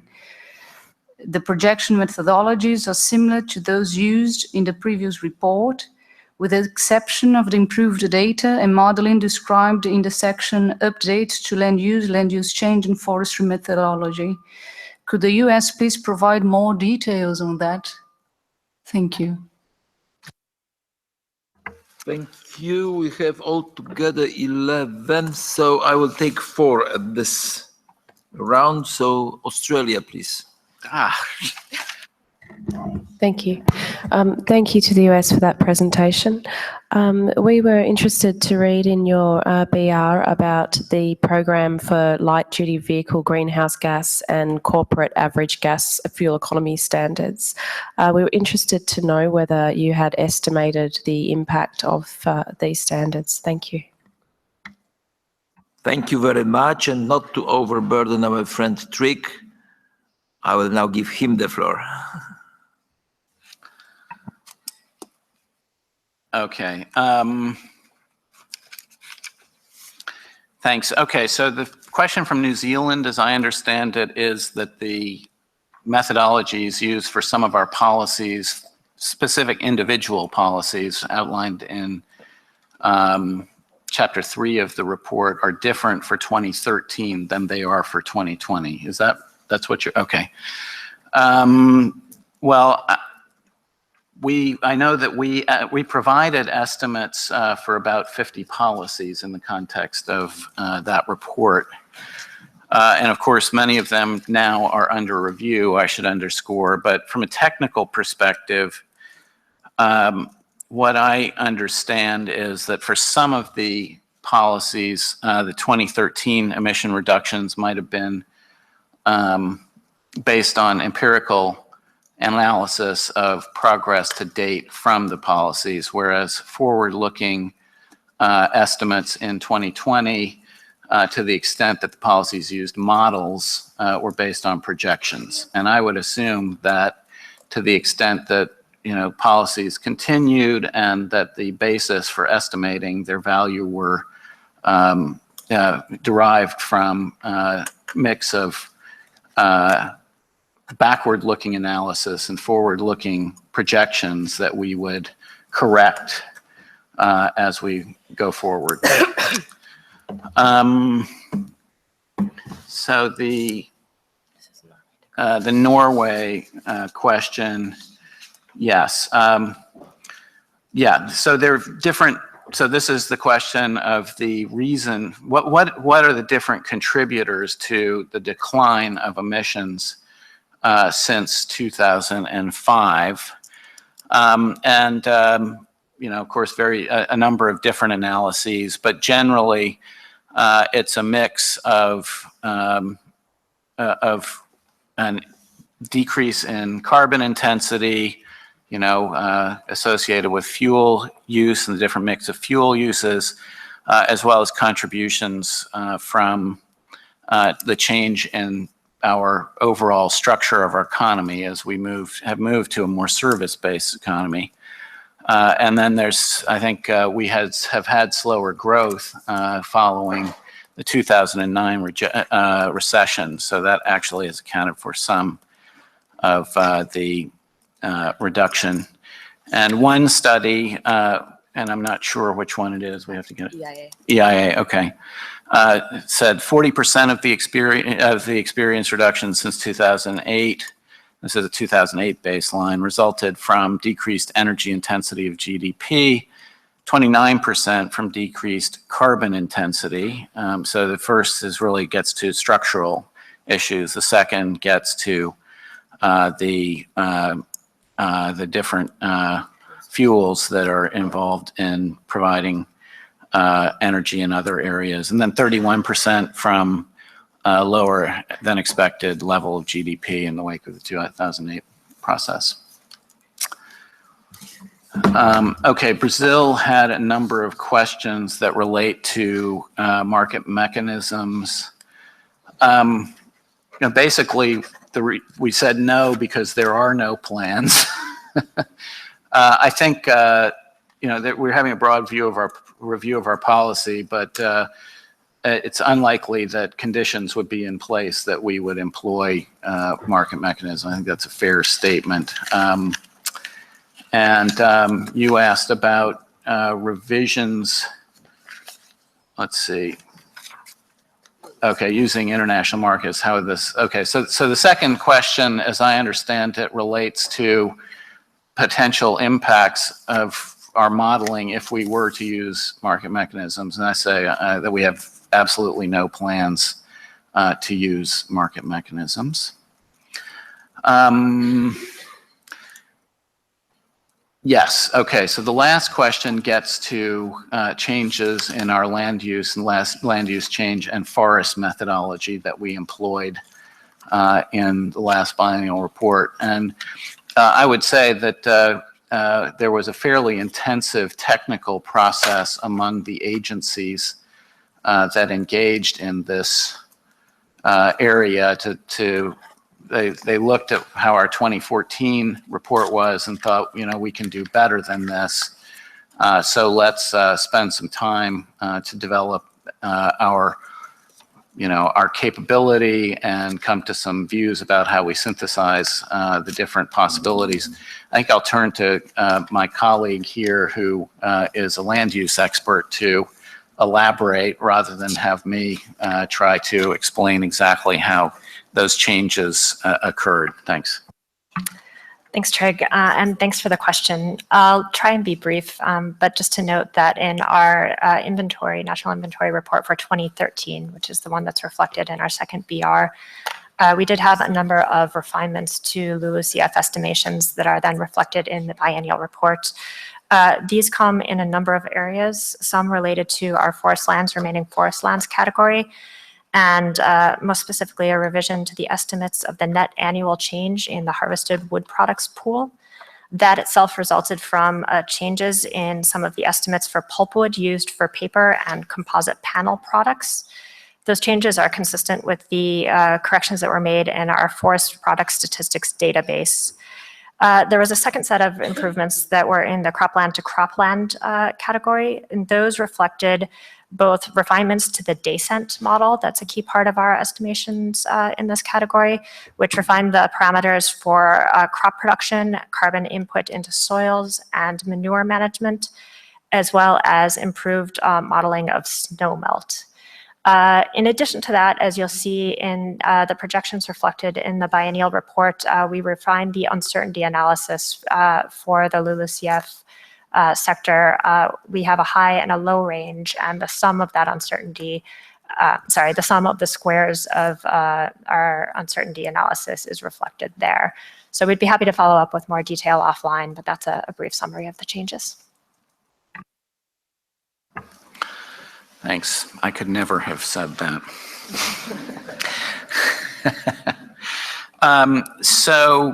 Australia asked about the impact of the light-duty vehicle standards.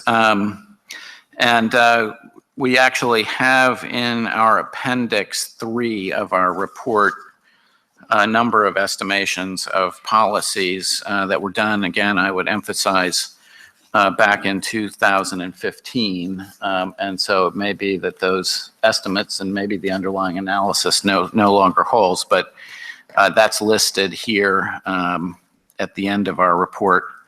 One thing I would note for the benefit of parties is that agencies actually made an effort to provide the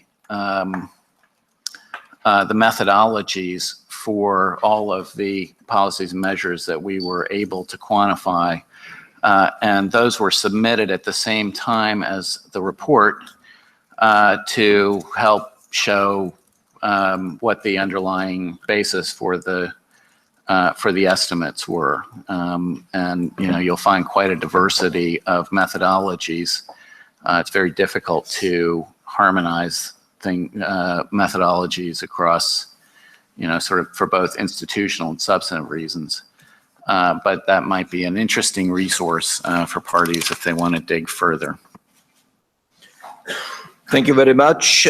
So now the questions from the EU, then India. So EU, please ask your questions. Thank you, Chair. And thanks to the US for an interesting presentation showed today. We have maybe a similar interest as Norway regarding the extent to which the economic growth has been decoupled from greenhouse gas emissions. And maybe the US can provide also more information on how it will ensure that in the context of continued economic growth, the greenhouse gas emissions will still reduce.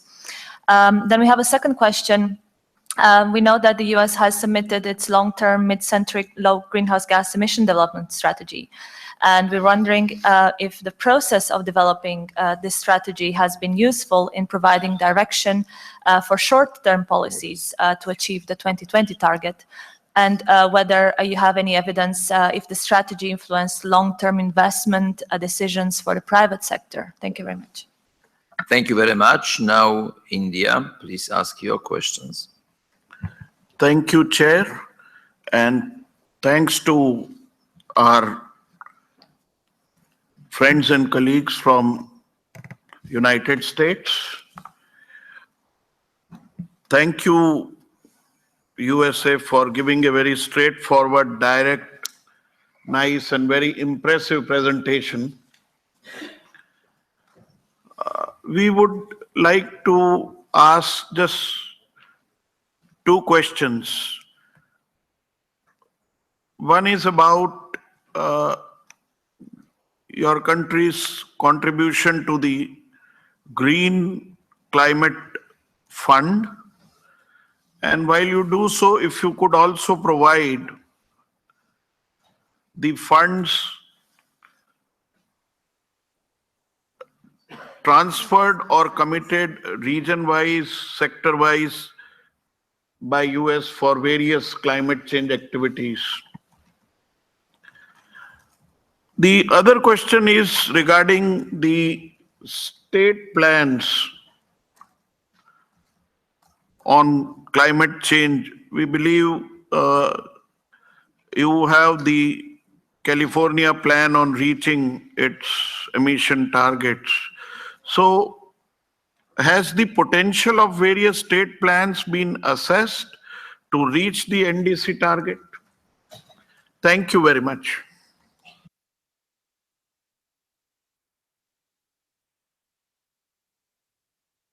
Thank you, India and Switzerland. Thank you, and thank you to the US for its concise presentation. The review report on the United States second BR notes the significant contribution to emission reductions of a number of policies and measures, including the National Program for Light-Duty Vehicle GHG emissions and corporate average fuel economy standards, appliance equipment and lighting energy efficiency standards, the significant new alternative program, a policy program, and landfill air regulations. Our questions relate to the cost effectiveness of these policies and measures. Has the United States carried out assessments of the realized or expected monetary effects of the implementation of these measures? If so, what are the implications for economic growth, employment, energy independence, and US competitiveness? Thank you. Thank you very much. I'm struggling with allowing the fourth. No. Okay. Thank you very much. So just quick remark, just to remind that we should focus on the scope of the multilateral assessment that is in general around the quantified emission economy-wide emission reduction targets. So that's what is in the biennial report. So whatever goes outside of the scope, that is of course in the discretion of the party concerned to respond if they can, if they decide to do so. Thank you. The US, you've got the floor. Well, thanks. Thanks, Chair. So on the first question, the first question was, EU, okay.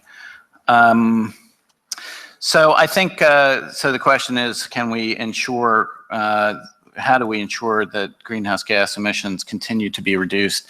That's actually a policy question, so it's not something I would be able to address or speculate about. You mentioned the mid-century strategy process, and I should note that the strategy that was submitted by the last administration was submitted last year. I think it's fair to say that the new team has not had a chance to look at documents like this, and so I can't actually speak to or speculate about that issue either. India asked about our contribution to the GCF and about funds transferred region-wide or sector-wise. So that is outside the scope, and so I didn't prepare for that, but I think I can speak to the GCF. We will not be giving our GCF contribution this year. At least that's the plan. And I think that the administration's been pretty clear about that.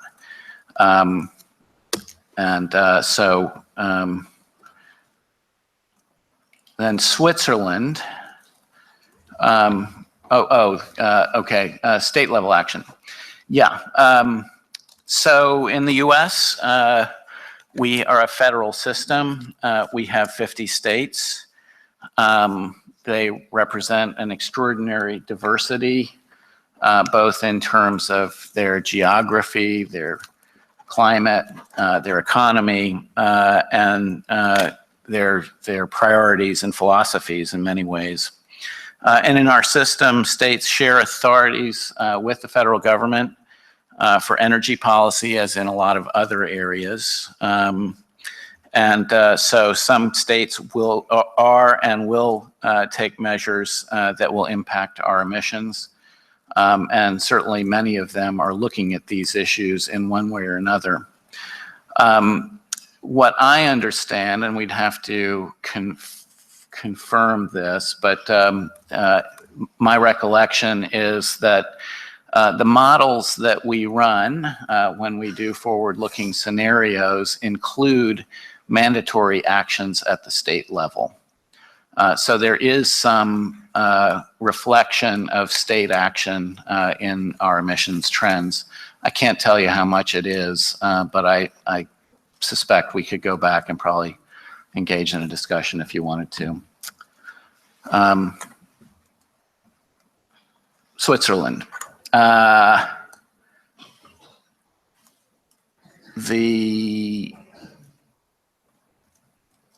Okay, this is about how we do analysis of cost effectiveness of measures and what's the impact on U.S. economic growth and competitiveness. I am sure that in the context of reviewing our policies, we will do this sort of analysis. And I'm sure that a good deal of work is going on or will go on to look at these aspects. It's typically, particularly for regulations, a part of any regulatory analysis. There are a lot of decisions underlying the technical bases for quantifying costs and benefits, and I know that the administration wants to take a fresh look at those. So.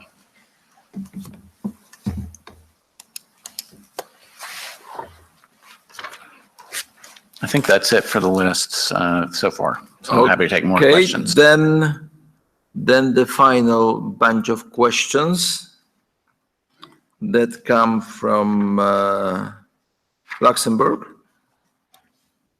Please. Yeah, thanks, Chair. Thanks to US. Hello, Trick.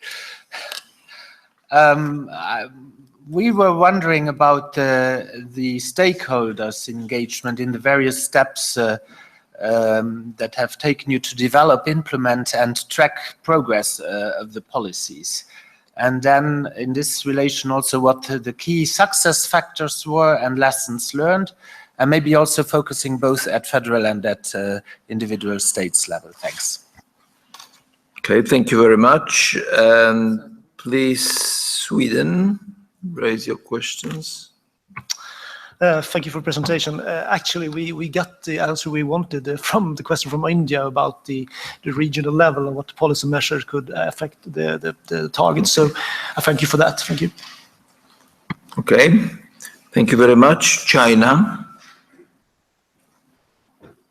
Thank you, Chair. Thanks, US, for a comprehensive presentation and answer questions in the written format. We here have two questions. The first one is that in US BR2, we noted that the public health and climate benefits of the CPP are estimated at up to $54 billion per year in 2030. Although the situation of the CPP has changed, however, we feel the topic of public health and climate benefits is very interesting. Can you share more information and good practice on this issue? And secondly, the emission of transportation sectors increased by 15.4% in 2013 compared to the level of 1990. Though the US has already set up several programs on controlling greenhouse gas emission from road transport. Sorry. What additional measures will US consider to take in order to control greenhouse gas emission from transport sector? Thank you. Thank you very much. And Japan, please. Thank you, Mr. Chair, and thank you, Trig, for very impressive presentation. We note quite significant contribution the United States has made towards our common goal of greenhouse gas reduction. In fact, I had a question about decoupling, but which was identical to what my Norwegian colleague has asked. So I'd like to further a little bit about energy efficiency. A quite impressive trend of GDP growth with a significant reduction of CO2 took place in the US economy. And I believe this would accompany and continuous trend since 2005 in various energy efficiency improvement measures in the States. Is it possible to share the experience of measures taken in the US in terms of energy efficiency improvement? Thank you. Thank you very much. Well, in fact, you had 4 countries and only 3 questions. This is efficiency. Okay.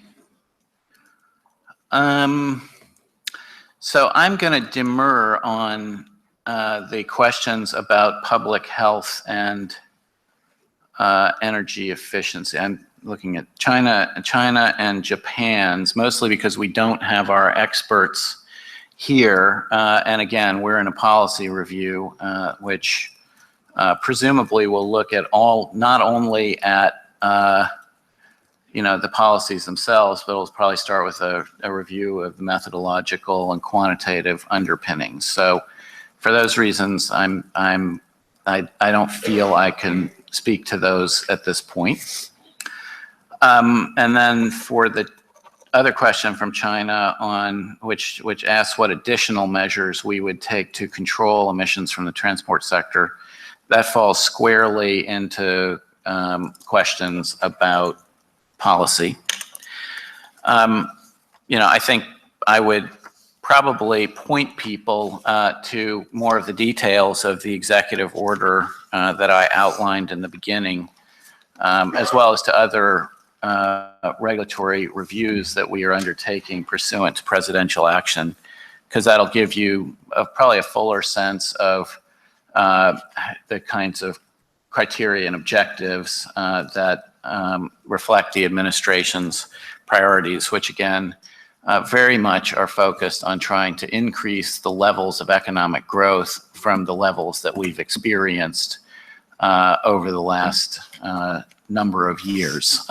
So that's very much the priority of the administration, again, in the context of ensuring that we have affordable, reliable, safe, secure, and clean energy and related activities.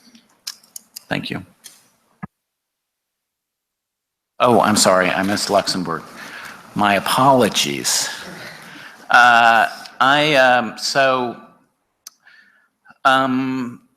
we have a number of formal steps that are involved in the regulatory process, which include notice and comment and other processes. I think it's fair to say that we can always do better in engagement with stakeholders, and I'm sure that people will be looking at that as we conduct our policy reviews. I know that that's been that one of the policies of the U.S. as reflected in the executive order is that it's a policy of the United States that necessary and appropriate environmental regulations comply with the law, are of greater benefit than cost when permissible, achieve environmental improvements for the American people, and are developed through transparent processes that employ the best available peer-reviewed science and economics. So I probably remains to be seen how the new administration wants to develop those, but I'm sure that it will comply with the law and with this policy.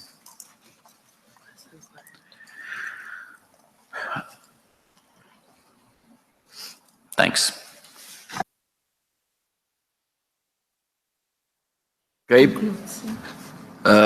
Thank you very much. Well, colleagues, we have just concluded second session of the second multilateral assessment period under the second cycle of international assessment review, which is another very good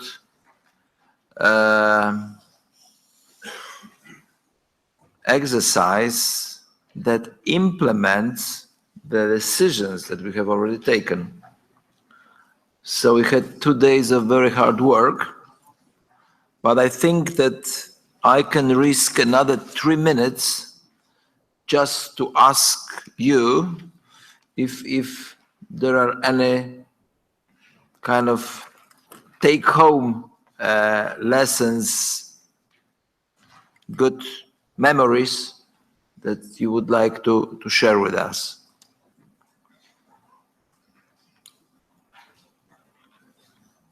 Ireland.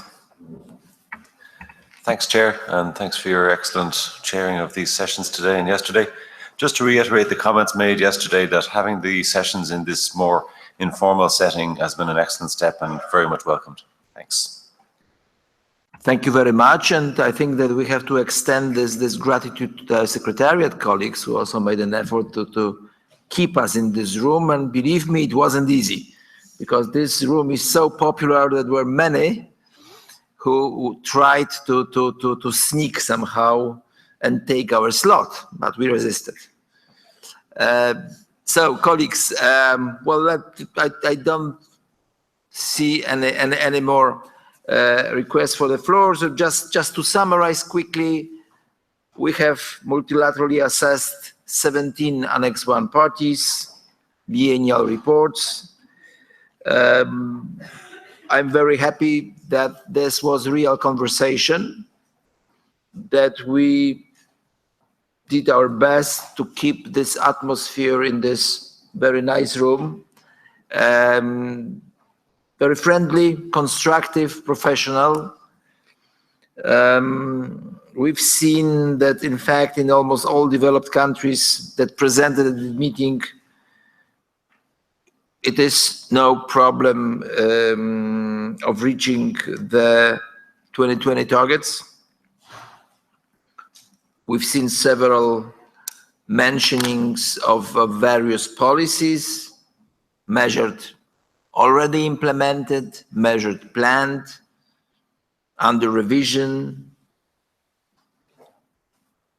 We've heard a lot about carbon pricing, emission trading, carbon taxes. We've heard a lot about energy efficiency measures, deployment of renewable energy technologies, for instance, solar powers. Forestry is also playing a very important role in many countries. And, well, taking into account the recent reports indicating that mitigation alone is not sufficient to address the issue of concentration of greenhouse gases, we will need to attach probably much more attention to the issue of capturing the CO2 that has already been released to the atmosphere. Transport is a trouble in many countries, but there is a hope. We've seen many new technologies that are already deployed. They are just becoming more and more popular, more and more widely spread, more affordable. We've heard a lot about the deployment of policies promoting electrical vehicles, fuel cells becoming, well, as small as the engine of a passenger car. And of course, there is a number of financial instruments that are being developed in the countries to assist these countries' policies in various areas. So definitely these policies seem to be instrumental. They have been instrumental for what has been already achieved, and they will be instrumental for our future actions for achieving our future targets.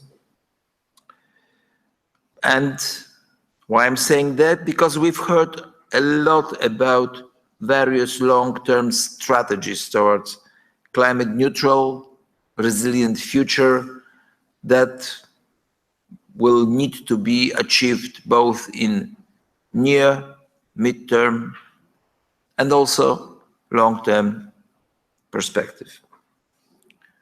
What is encouraging is also what is pretty commonly shown, that the green growth leads not only to climate neutral future, but it also drives higher GDP and creation of jobs. Colleagues, just quick reminder from the House, all the presentations are probably already uploaded. If not are, they will shortly be uploaded in the individual party record for all parties being assessed. It will take around 2 months after this session. And SBI summary report for each of the 17 parties will be made available on the party record page.